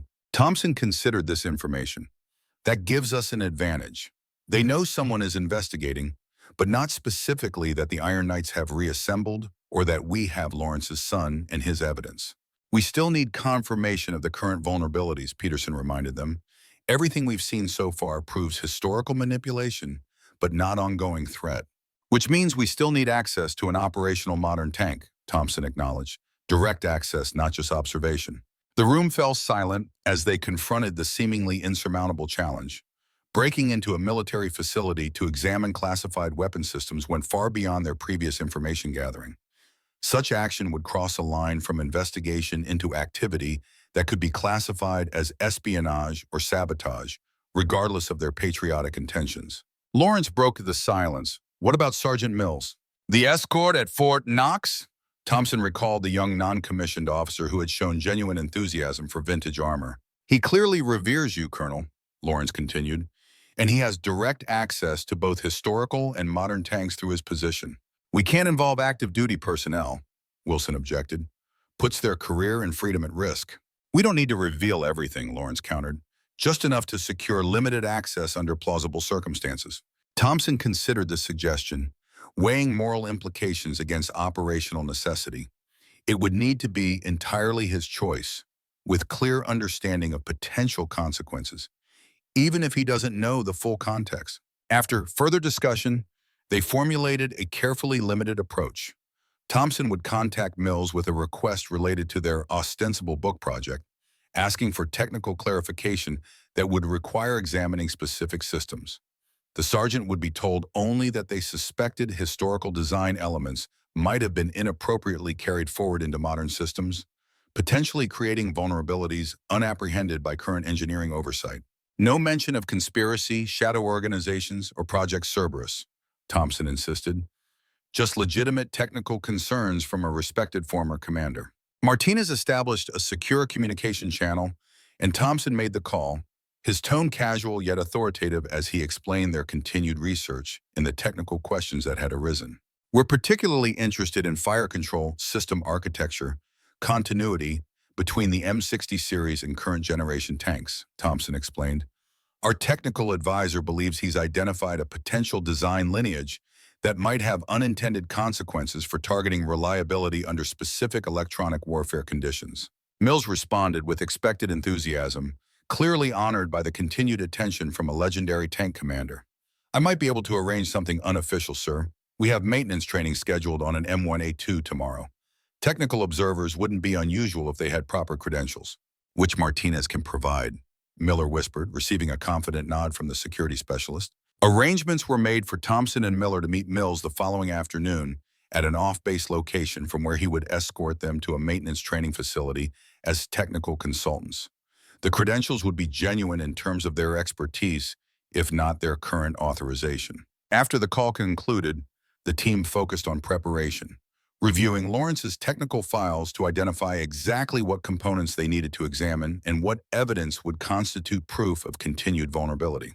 The original backdoor worked through an undocumented reset sequence in the targeting computer, Miller explained, examining schematics on a secure tablet. When receiving certain electronic signals at specific frequencies, the system would momentarily recalibrate, creating a 3-second blind spot. The modern equivalent would be more sophisticated, Lawrence added. According to my father's notes, current systems use an emergency diagnostic protocol that can be triggered remotely, ostensibly designed to reset after electromagnetic pulse exposure, but actually creating a vulnerability that could affect multiple vehicles simultaneously. Explaining what we witnessed at Fort Irwin, Thompson realized, not dust contamination, but a deliberate demonstration of capability. The following day, Thompson and Miller met Sergeant Mills as arranged, presenting themselves as professional and focused on legitimate technical concerns. Mills, clearly enjoying his role in assisting respected veterans, brought them onto the base with minimal questioning, their credentials passing cursory inspection. The maintenance training facility is conducting systems diagnostics on an M1A2 that experienced targeting anomalies during recent exercises, Mills explained as they walked through the large mechanical bay. Perfect opportunity for your research. Thompson exchanged a significant glance with Miller. The anomalies aligned precisely with what they had witnessed at Fort Irwin and what Lawrence's files had described. Either a remarkable coincidence or confirmation they were on the right track. The maintenance bay contained a single M1A2 Abrams with its turret access panels open and diagnostic equipment connected to various systems. A team of technicians worked under the supervision of a civilian engineer, whom Mills identified as a contractor from the tank's manufacturer. Dr. Kellerman is leading the diagnostic review, Mills explained, introducing Thompson and Miller as technical consultants researching fire control system evolution for historical documentation. Kellerman, a thin man with precise movements and watchful eyes, greeted them with professional courtesy, that didn't quite mask his suspicion at unscheduled observers. We're conducting proprietary diagnostics on classified systems. Your clearance allows observation but not direct examination of components. Of course, Thompson agreed amicably. We're primarily interested in architectural lineage rather than specific performance parameters, how modern systems evolve from earlier designs. As the diagnostic procedures continued, Miller engaged the technicians in seemingly casual conversation about system architecture, gradually steering discussion toward the specific reset protocols mentioned in Lawrence's files. Thompson, meanwhile, observed the civilian engineer with growing interest, noting how Kellerman seemed particularly attentive to their questions despite affecting disinterest. When Miller asked about emergency recalibration procedures following electromagnetic interference, Kellerman abruptly intervened. Those protocols are classified beyond your authorization level, merely trying to understand systemic vulnerabilities that might have been inherited from earlier generations, Miller replied innocently. The M60A3 had interesting reset characteristics under certain conditions that impacted targeting reliability. Thompson noticed Kellerman's slight flinch at the specific reference, confirming their suspicions. Before the engineer could respond, an alarm sounded on the diagnostic equipment, drawing everyone's attention. System detecting anomalous signal pattern, one technician announced, studying readings on a monitor. Targeting computer initiating unscheduled diagnostic cycle. Terminate connection immediately, Kellerman ordered sharply, moving quickly to the main console. Source appears to be external, the technician continued, confusion evident in his voice, matching frequency patterns from the Fort Irwin incident. Thompson and Miller exchanged glances, their suspicions confirmed. Someone was actively demonstrating the vulnerability, perhaps unaware of their presence or possibly in direct response to it. As Kellerman worked frantically to override the system, Thompson casually photographed the diagnostic screens using a specialized contact lens camera Martinez had provided, capturing evidence of the external intrusion into the tank's targeting systems. The incident lasted less than 30 seconds before normal function resumed, but it provided exactly the confirmation they needed. The modern Abrams retained a version of the vulnerability first engineered into the XM1 prototype decades earlier, now evolved into a sophisticated backdoor allowing remote manipulation of critical targeting functions. Dust contamination in the sensor array, Kellerman announced to the room, his tone brooking no disagreement. Same issue as Fort Irwin. Maintenance Protocol 7 should resolve it. The deliberate misdiagnosis confirmed the final piece. Not only did the vulnerability exist, but individuals like Kellerman were positioned to conceal its presence and misdirect any investigation into its effects. Thompson and Miller completed their visit without revealing their true understanding, thanking Mills for the access and promising to acknowledge his assistance in their book. As they departed the base, they maintained casual conversation until well beyond any possible surveillance. "We have confirmation," Miller said finally when they reached their secure vehicle. "The vulnerability exists in current generation tanks, can be triggered remotely, and is being actively concealed by individuals embedded within the maintenance and engineering structure. And someone is conducting field tests of the capability," Thompson added, thinking of the simultaneous failures at Fort Irwin and the incident they had just witnessed. Demonstrating proof of concept for Lawrence's new investors, perhaps. "Which means we're running out of time," Miller concluded grimly. "If they're at the demonstration phase, operational deployment could be imminent." Thompson nodded, already planning their next steps. With confirmation of current vulnerability, they now had actionable intelligence that legitimate authorities couldn't ignore. The challenge remained identifying which authorities could be trusted with information about a conspiracy that had apparently penetrated multiple levels of military and government structure over decades. As they returned to the rendezvous point to share their findings with the other Iron Knights, Thompson found himself reflecting on the strange symmetry of his career. It had begun with tanks, advanced through his unexpected victory against prototype XM1s during Reforger, and now in what should have been his peaceful retirement, returned again to tanks and the hidden vulnerabilities that connected past and present in ways he could never have anticipated. The Iron Knights had been formed to operate armored vehicles in defense of American interests.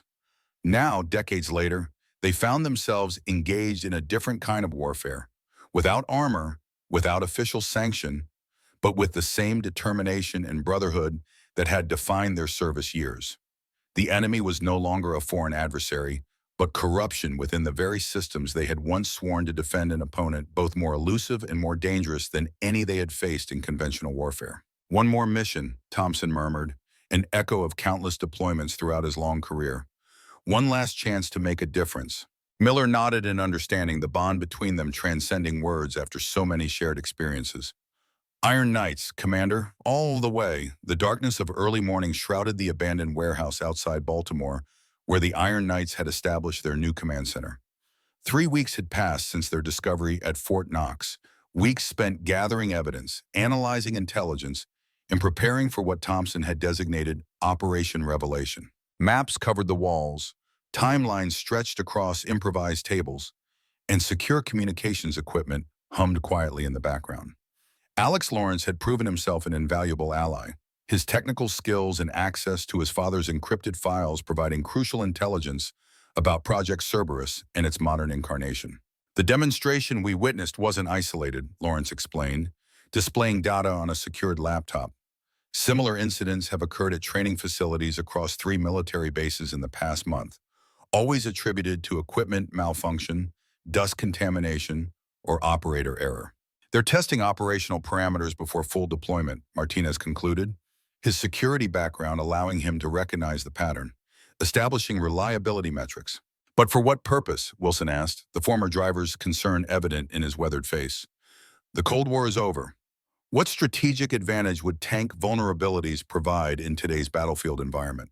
Thompson studied the intelligence they had assembled, not against conventional state adversaries, but perfect for controlling outcomes in proxy conflicts or limited engagements. If you can selectively disable armor capabilities, you control escalation thresholds, ensuring conflicts remain contained within predetermined parameters. Martinez nodded. Profitable enough to sustain military-industrial requirements without risking broader confrontation. Miller, who had been examining technical schematics from Lawrence's files, looked up with sudden realization. These diagnostic triggers are bidirectional. They don't just disable systems, they can gather performance data. Every affected tank becomes an intelligence source, transmitting classified capabilities to whoever controls the back door. The implications settled heavily over the room.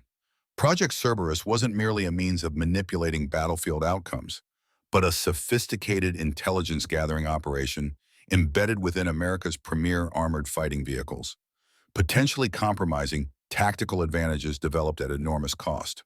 We have sufficient evidence now, Peterson stated, organizing medical supplies as he spoke. Confirmation of current vulnerabilities, historical documentation of deliberate implementation, financial connections to non-governmental entities. Time to approach legitimate authorities. And risk warning whoever's embedded within those authorities? Martinez countered, his skepticism evident. We still don't know how far this penetration extends. Thompson had remained silent during the exchange, weighing options with the measured consideration that had characterized his command style throughout his career.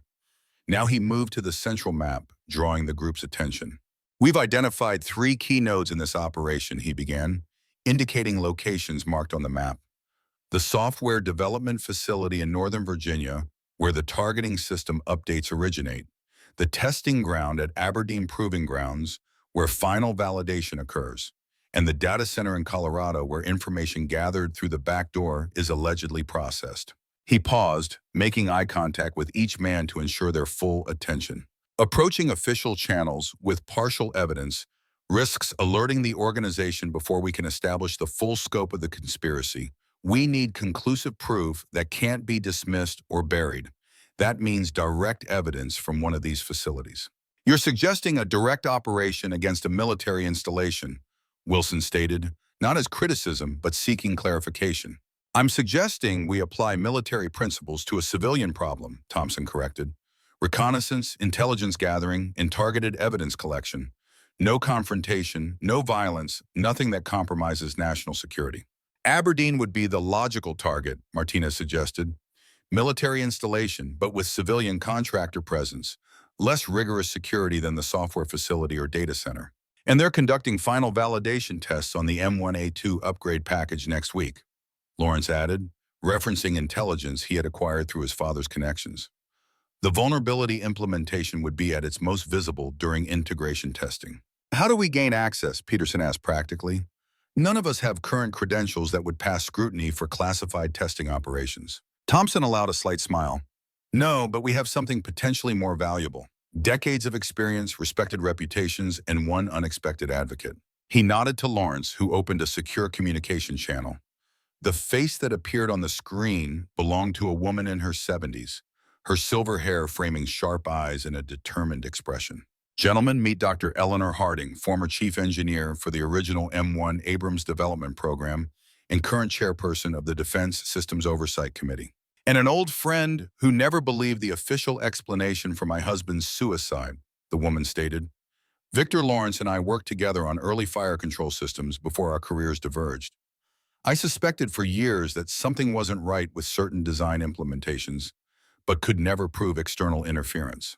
Dr. Harding has arranged for us to participate in next week's validation testing as historical technical consultants, Thompson explained. Our cover will be a longitudinal study of fire control system evolution commissioned by her committee. Which isn't entirely false, Harding added. I've been trying to trace these anomalies through system generations for years. The difference is you gentlemen have actually identified the source. The plan took shape over the next several hours. Thompson, Miller, and Lawrence would enter Aberdeen as official consultants under Harding's authority. Martinez would establish perimeter surveillance and communication support, while Wilson and Peterson prepared contingency extraction options if something went wrong. This isn't about exposing individuals, Thompson emphasized as they finalized preparations. It's about documenting a systemic vulnerability that threatens national security, regardless of who implemented it or why. We gather evidence, secure it through multiple channels, then present our findings simultaneously to several oversight authorities, ensuring no single compromise element can suppress the information. And afterward, Wilson asked, voicing the question they had all considered but not articulated. Thompson understood the deeper concern. They were retired military men in their 70s, plus one civilian, taking extraordinary action against powerful interests. Even if successful, the consequences could be severe. We accept whatever comes, Thompson replied simply, as we always have. The Iron Knights nodded in understanding. Throughout their military careers, they had acted based on mission requirements and moral imperatives, not calculations of personal benefit or risk. Age had not diminished that fundamental commitment. In the days that followed, final preparations accelerated. Equipment was checked and rechecked. Communications protocols were established with redundant systems. Extraction routes were planned with multiple contingencies. Thompson approached the operation with the same methodical thoroughness that had characterized his military leadership, leaving nothing to chance that could be reasonably anticipated. The night before the operation, as the others made final preparations, Thompson found a moment of solitude on the warehouse roof, gazing at stars partially obscured by city light pollution. The familiar pre-mission calm had settled over him, the clarity of purpose that had always preceded potential combat. He heard footsteps and turned to find Wilson approaching, the former driver's tall frame silhouetted against the ambient glow from the city. Thought I might find you seeking higher ground, Wilson said, joining Thompson at the roof's edge. Old habits die hard. Command perspective, Thompson acknowledged, always helped to see the battlefield from elevation when possible. They stood in companionable silence for a moment before Wilson spoke again. Been thinking about Rodriguez, about what he started and where it's led us. As have I, Thompson admitted. He carried this knowledge for decades, revealing it only when death made secrecy irrelevant.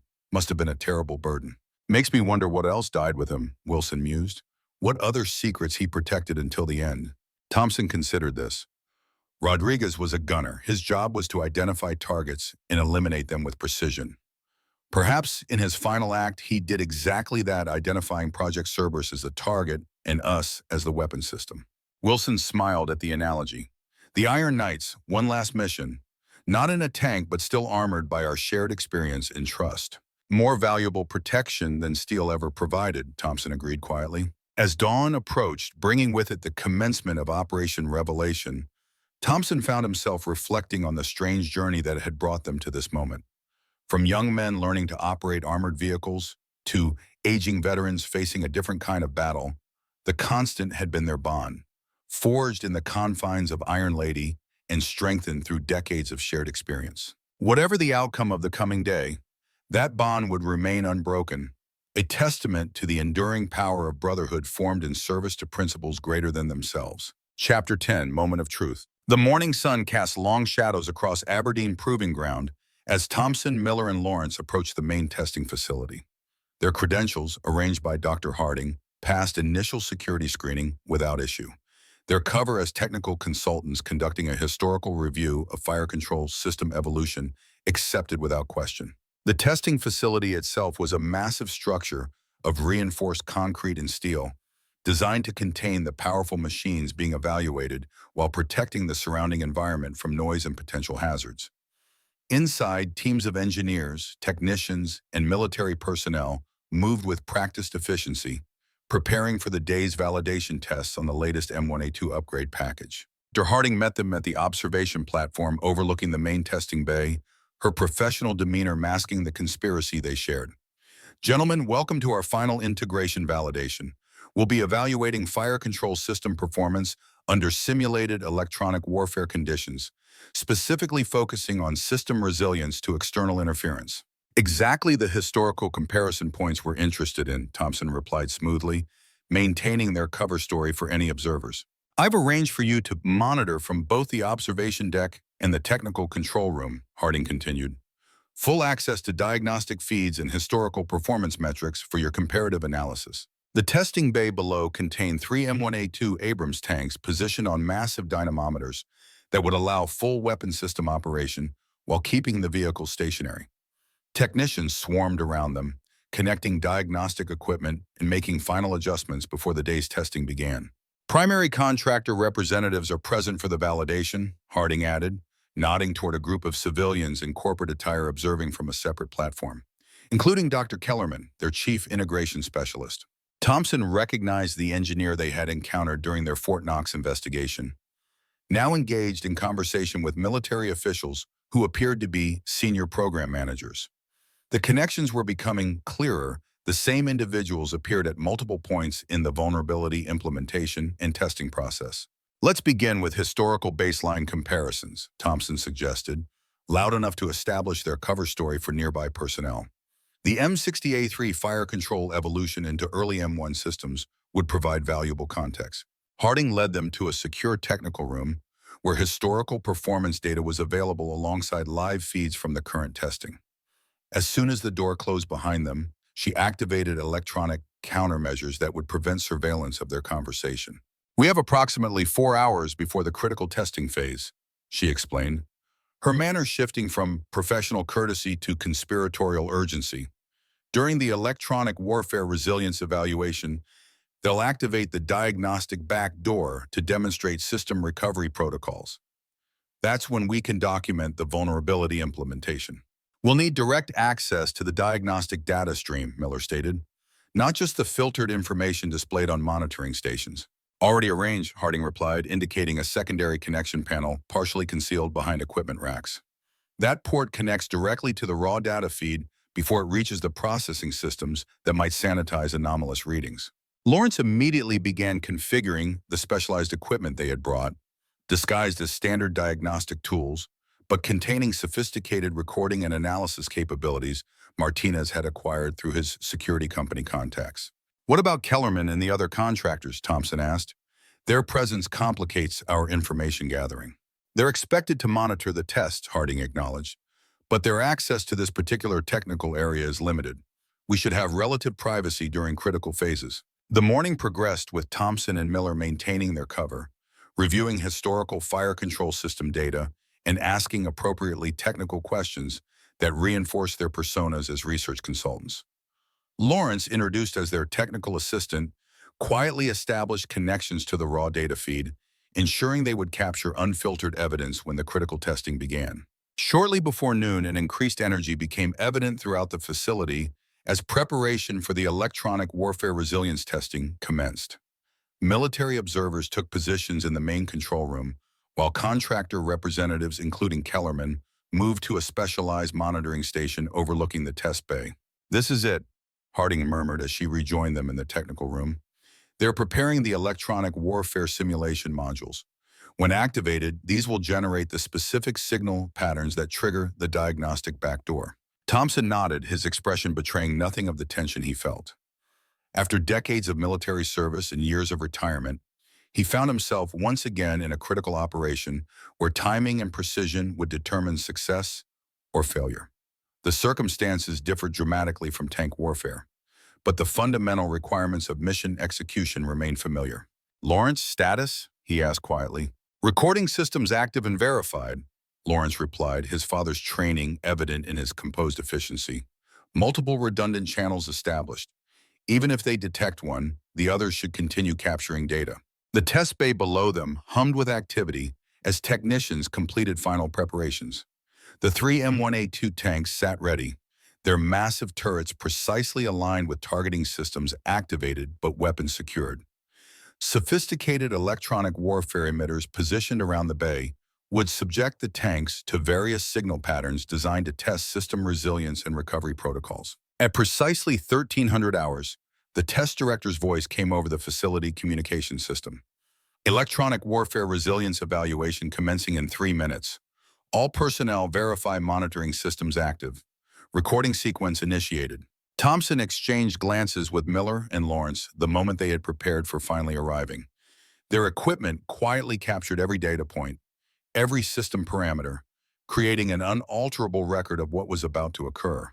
Phase 1 electronic countermeasures initiated, the test director announced. The massive electronic warfare emitters surrounding the test bay activated, generating signal patterns that would interfere with normal tank operations, simulating battlefield conditions where enemy forces attempted to disrupt targeting and communication capabilities. On the monitoring screens, they watched as the tank's systems responded, activating hardened protection protocols and maintaining operational capability despite the electronic interference.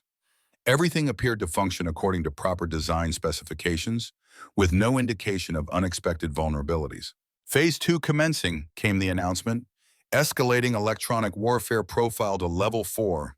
The intensity of the electronic signals increased, and Thompson noted a subtle change in Kellerman's demeanor as the contractor moved to a specialized console and entered a command sequence not included in the standard test protocol.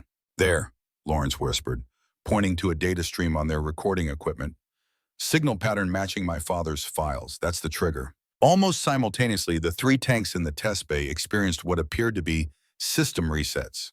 Their targeting computers momentarily went offline before reactivating in what the official monitors showed as a successful recovery from electronic interference. "Standard resilience protocol," the test director noted for the official record. "Systems successfully detected interference and executed recovery sequence within acceptable parameters." But the raw data Lawrence was capturing told a different story. During the reset, the targeting systems had briefly entered an undocumented diagnostic mode, creating a 3-second window where external signals could access core system functions and potentially override targeting parameters. "They're demonstrating the back door without identifying it as such," Miller observed quietly. "To official observers, it appears to be a normal recovery protocol. Only those who know what to look for would recognize the vulnerability."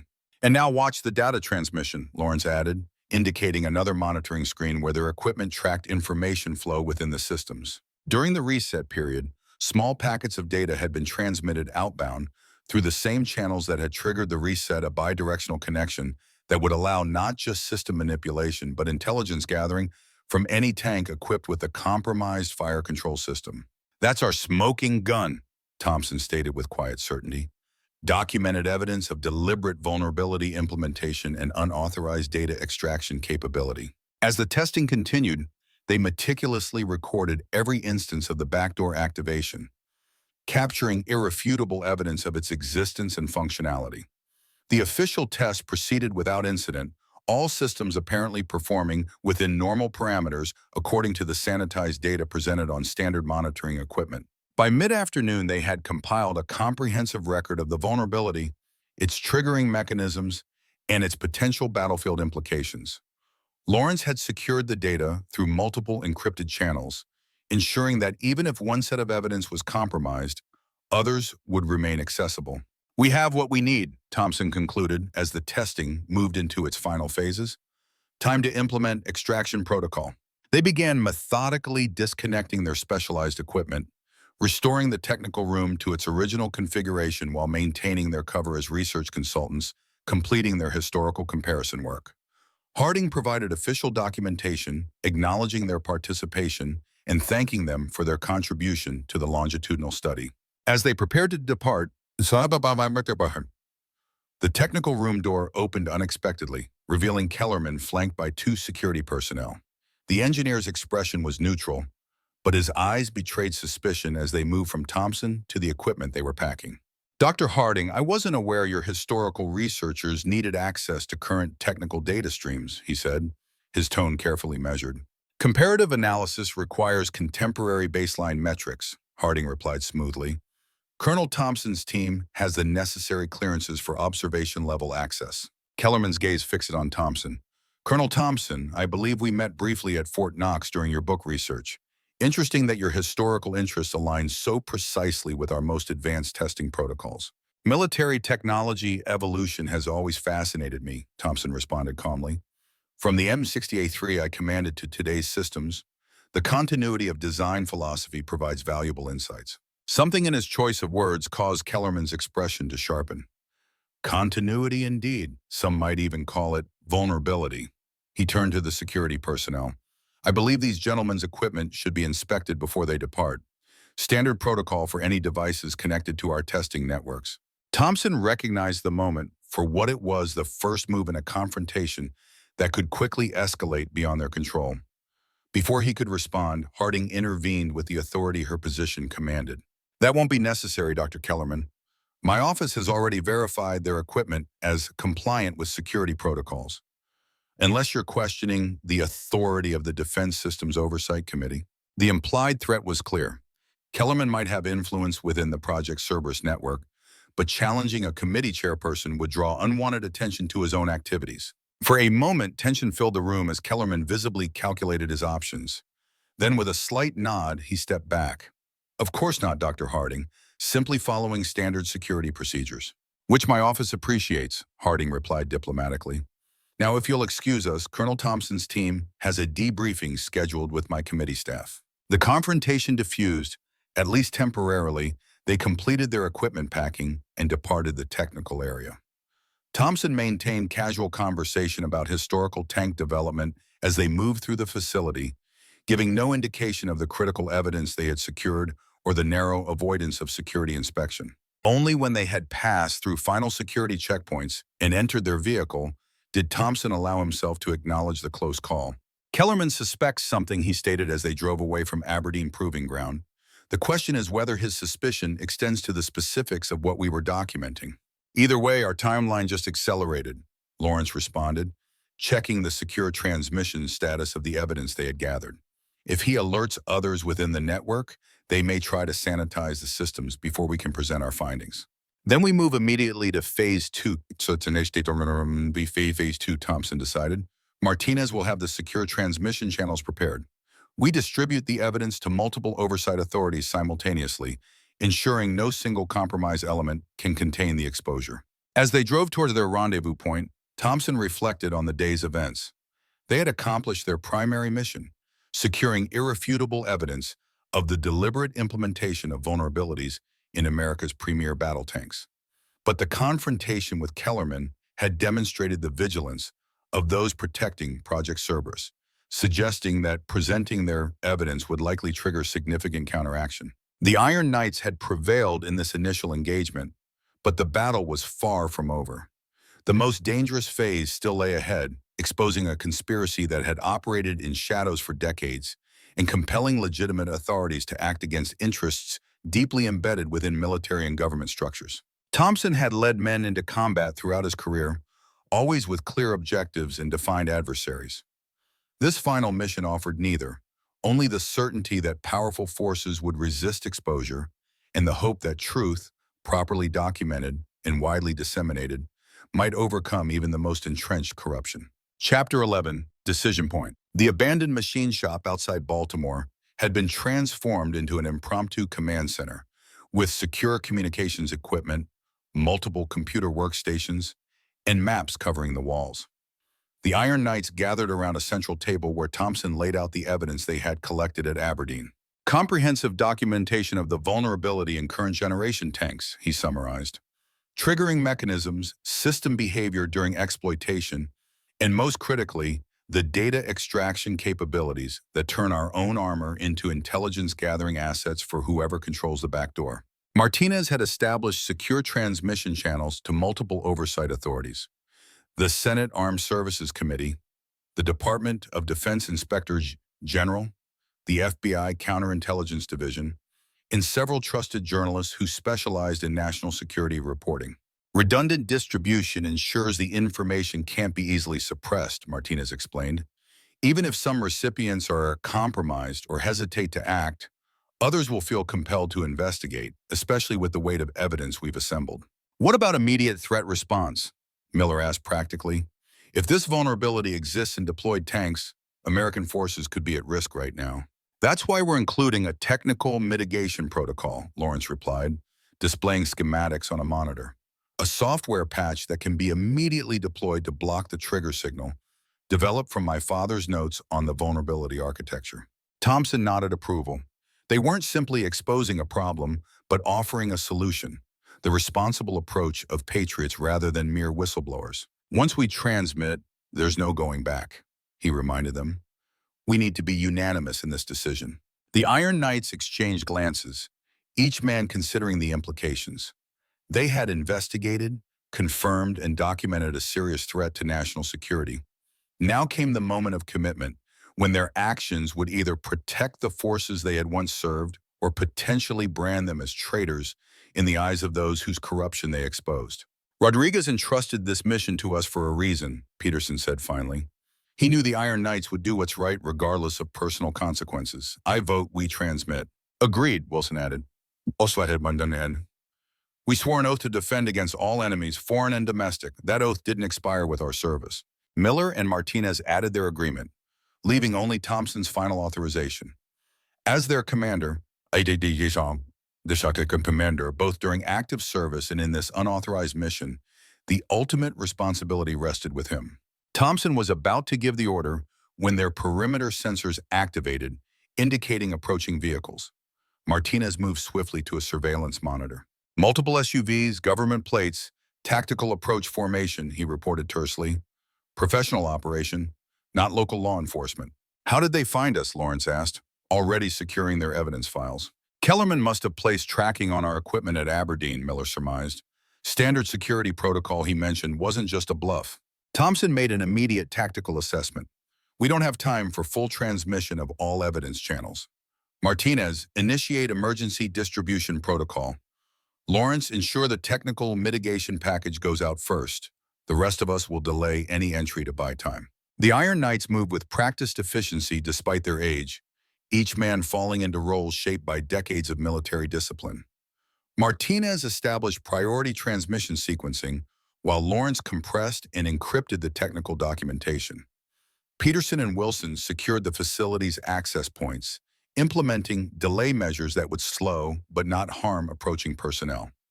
Miller began systematically destroying any equipment that couldn't be removed, ensuring no technical resources would fall into opposing hands. Thompson maintained command oversight, coordinating their efforts while monitoring the approaching forces through surveillance feeds. The vehicles had established a perimeter, with armed personnel deploying in tactical formation. Their movements indicated professional training, likely federal agents rather than private security. 30 seconds to initial breach, Thompson assessed. Martinez, transmission status? Technical mitigation package sent through 3 channels, Martinez replied. Core evidence transmission at 60% through primary channel, 40% through secondaries. Not enough, Thompson decided. We need to ensure complete transmission. Prepare for direct confrontation protocol. The Iron Knights understood immediately what Thompson was proposing. Rather than all attempting to evade capture, which would likely fail given their age and the professional nature of the opposing force, one of them would create a diversion while the others completed the mission. As commander, that responsibility is mine, Thompson stated, his tone allowing no argument. Bull, Miller began to object, but Thompson cut him off with the quiet authority that had defined his leadership throughout their association. Iron Lady needed her commander to take point when threats appeared, Thompson reminded them. Some things don't change with time or circumstance. Complete the mission while I engage. That's an order. Before they could protest further, Thompson moved toward the main entrance, straightening his posture and summoning the command participants that had served him through decades of military leadership. He carried no weapons, presenting no threat beyond the moral authority of his convictions and the physical dignity of a warrior who had served his country faithfully for most of his life. As the breaching team prepared to enter, Thompson opened the door himself, standing framed in the entrance with his hands visible and his expression resolute. "Federal agents," called a voice from behind tactical positions. "On the ground, hands behind your head." "I am Colonel William Thompson, United States Army." "Retired," Thompson replied, his voice carrying the natural command that had directed men in combat. Four-time Silver Star recipient, 2 Purple Hearts, 40 years of honorable service. I will not lie on the ground like a criminal. His unexpected appearance and demeanor created momentary hesitation among the tactical team, providing precious seconds for the transmission protocols inside to continue. "You are interfering with a national security investigation," Thompson continued, directing his words toward whoever commanded the operation rather than the tactical team. "Before you take any action, you should know that evidence of deliberate vulnerabilities in M1A2 tank fire control systems is currently being transmitted to multiple oversight authorities, evidence your superiors may be attempting to suppress." A senior agent emerged from behind the tactical line, approaching cautiously but with professional respect evident in his demeanor. "Colonel Thompson, I'm Special Agent Daniels, FBI Counterintelligence. We have a warrant to search these premises and detain individuals suspected of unauthorized access to classified defense systems." "Then you're doing your job, Agent Daniels," Thompson acknowledged, "as I've done mine. But before you proceed, I suggest you contact your headquarters. You may find that priorities have shifted in the past 15 minutes as our evidence reaches appropriate authorities." The agent studied Thompson's face, perhaps recognizing the sincerity of a man who had commanded respect throughout his military career and who stood now with the same unwavering conviction. "My men will secure this location and everyone inside," Daniels stated finally.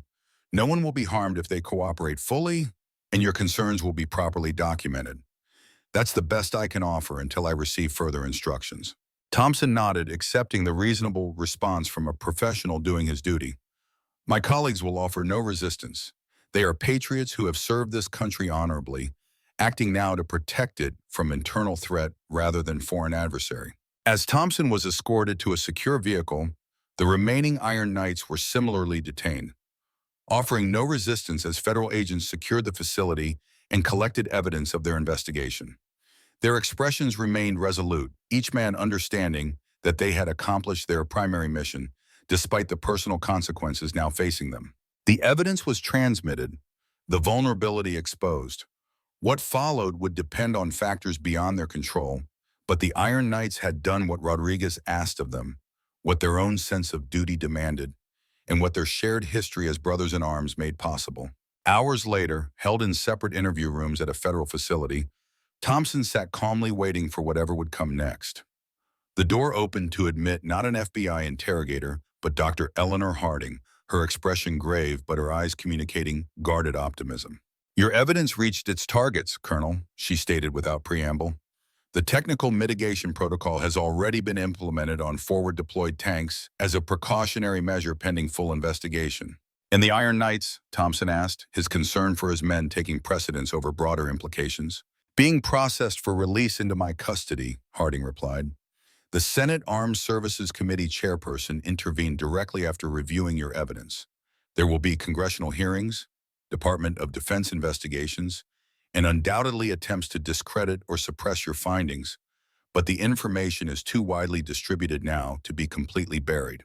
Thompson nodded, allowing himself the first moment of relief since their mission began. "And Lawrence, Alex Lawrence?" "Granted provisional immunity in exchange for his continued technical assistance identifying and mitigating the vulnerabilities," Harding confirmed. His father would be proud. The mention of Victor Lawrence brought Thompson's thoughts full circle to Rodriguez and his deathbed revelation that had initiated their final mission. From that hospital room to this federal facility, the journey had been unexpected and dangerous, yet somehow fitting for men who had spent their lives in service to principles larger than themselves. "What happens next will be complex," Harding cautioned. "Powerful interests within defense contracting, military leadership, and intelligence communities will resist the implications of your evidence. Some will attack your credibility. Others will claim national security concerns override transparency. The battle is far from over. But no longer fought by just four old tankers, Thompson observed with quiet satisfaction. The Iron Knights secured the beachhead. Now proper authorities can bring the necessary forces to bear. Harding's expression softened slightly. You and your men took extraordinary risk when others looked away. History may not record your contribution if this conspiracy proves as extensive as Lawrence's evidence suggests, but those who understand what you've done will remember. Thompson thought of his crew, of the bond they had maintained across decades, of the final mission that had called them back to active service in defense of the country they had sworn to protect. Whatever consequences they might yet face, they had acted according to the principles that defined their service loyalty to nation above self, courage in the face of daunting odds, in the unbreakable brotherhood of men who had entrusted their lives to one another. The Iron Knights didn't serve for recognition, he replied simply. We served because it was necessary. Some things don't change with time or circumstance. Chapter 12, Legacy of Steel. Sunlight streamed through high windows, illuminating the gleaming hull of Iron Lady as Thompson stood before her in the Fort Knox Armor Museum. 6 months had passed since their detention and subsequent vindication through congressional investigation. The tank that had once been his command vehicle now bore a new plaque, acknowledging the Iron Knights and their service during a pivotal period in American armor development. What the plaque didn't mention was their final unauthorized mission, the exposure of Project Cerberus, or the subsequent reorganization of oversight protocols for weapon system development across multiple defense platforms.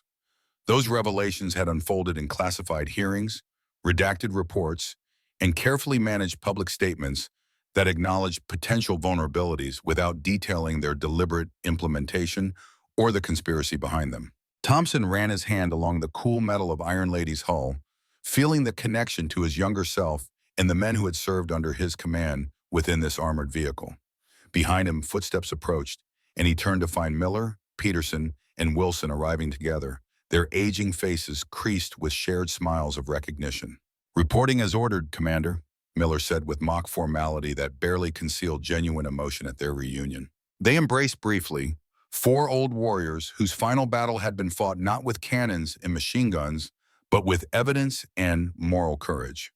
Their victory had been neither public nor celebrated, but nonetheless significant for the forces they had once served and continued to support through their unconventional final mission.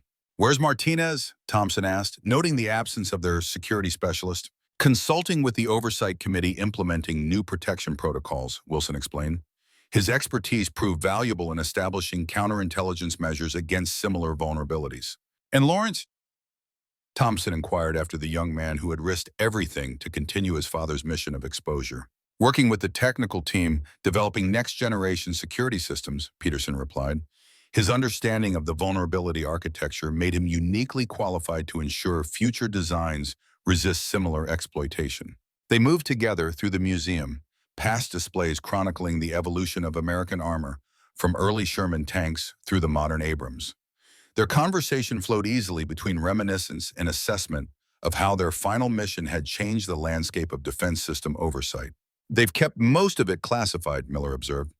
Project Cerberus, the deliberate vulnerability implementation, the foreign connections Lawrence's evidence revealed. The public knows only that potential security concerns were identified and addressed. Perhaps for the best, Thompson acknowledged. The full truth might undermine confidence in institutions that, despite isolated corruption, remain essential to national defense. Still, the vulnerability has been eliminated, Wilson noted. Current and future tanks secured against the backdoor exploitation. Whatever their motives for limiting disclosure, the critical outcome was achieved. They paused before a wall displaying photographs of tank crews throughout American military history, from World War II through recent Middle Eastern conflicts. Among them was a faded image of the Iron Knights standing before Iron Lady after their victory during the Reforger exercises. Young men with their lives and careers still before them, unaware of how their paths would reconverge decades later for one final mission. Rodriguez would be satisfied, Peterson said quietly, studying the photograph where their absent gunner stood confidently among them. He set us on this path knowing the Iron Knights would see it through, whatever the cost. Thompson nodded, remembering the hospital room where their journey had begun, the deathbed revelation that had transformed their peaceful retirement into a mission as critical as any they had undertaken during active service. He chose his targeting point with characteristic precision, Thompson agreed, and we delivered the round on target, just as we always did under his guidance. Their reflective moment was interrupted by the arrival of a tour group, mostly veterans judging by their attire and demeanor. Led by a young sergeant who brightened with recognition upon seeing Thompson. "Colonel Thompson," the sergeant called enthusiastically. "Gentlemen, we're honored to have you here today. Would you mind saying a few words to our group about your experience with the M60A3? Thompson exchanged glances with his former crew, receiving their silent encouragement, then addressed the assembled veterans with the natural authority that had defined his leadership throughout his career. "The tank you see before you is more than steel and machinery," he began, gesturing toward Iron Lady. "She represents the brotherhood formed within her confines, the trust between men who depend upon one another for survival, and the commitment to principles that transcend personal interest." The veterans listened attentively, perhaps recognizing in Thompson's words echoes of their own service experiences, regardless of era or specific circumstances. "The Iron Knights who crewed this vehicle learned lessons that guided us throughout our lives, long after we removed our uniforms," Thompson continued. "That courage isn't the absence of fear, but action despite it. That leadership means placing mission and men above self. That honor requires doing what's right, even when difficult or dangerous." He paused, making eye contact with younger veterans who had served in more recent conflicts, ensuring his words bridged generational divides. "Most importantly, we learned that the bonds formed in service never truly break. Decades may pass, circumstances may change, but when duty calls again in whatever form, those connections remain strong enough to accomplish what individuals alone cannot."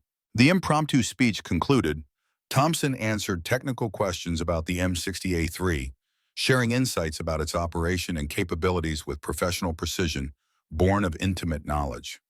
The Iron Knights contributed their specialized perspectives, Miller on mechanical systems, Peterson on crew coordination, Wilson on mobility tactics.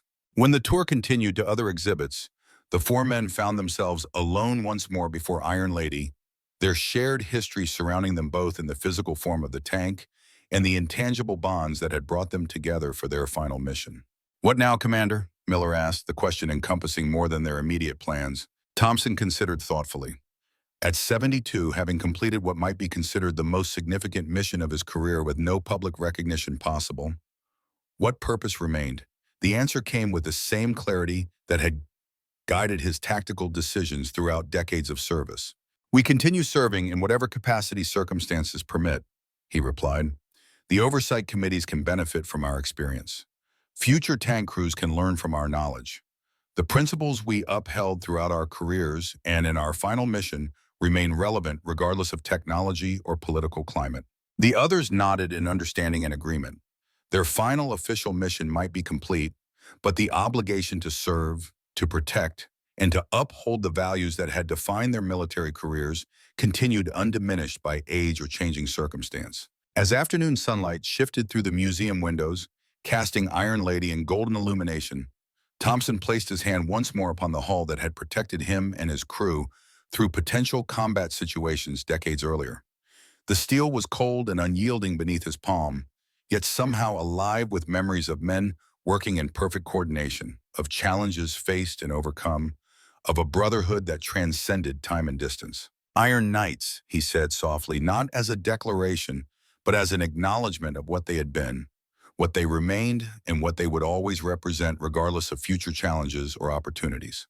"All the way," his crew responded in quiet unison, the traditional acknowledgement that had concluded countless missions throughout their service years, now carrying the additional weight of their final unauthorized operation and its successful conclusion. They departed the museum together, four aging warriors whose greatest victory would remain largely unknown to the nation they had served, but whose impact would endure in secured weapon systems, improved oversight protocols, and the continued safety of young men and women serving in armored vehicles around the world. The Iron Knights had completed their final mission, not with thundering cannon fire or dramatic battlefield maneuvers, but with the quiet courage and unwavering commitment that had defined their service from the beginning. In doing so, they had honored not only their absent gunner's dying request, but the fundamental principles that had guided their military careers and civilian lives. As Thompson drove away from Fort Knox, glancing occasionally in the rearview mirror at his assembled crew, he felt a profound sense of completion. From young officer to retired colonel, from tank commander to conspiracy exposer, his journey had maintained a consistent purpose, protecting American forces and upholding the values his nation represented, regardless of personal cost or official recognition. The Iron Knights had begun as a tank crew, transformed into a family, and concluded as guardians of principles larger than themselves. Their legacy would live on, not in public monuments or celebrated histories, but in the continued integrity of defense systems, the safety of current and future tank crews, and the enduring example of men who answered duty's call long after their official service had ended. For William Bull Thompson and the Iron Knights, that legacy represented the ultimate victory, more meaningful than any battle won or medal earned throughout their distinguished careers. They had remained true to their oath, their brotherhood, and their nation when it mattered most. And no greater accomplishment was possible for men who had dedicated their lives to honorable service.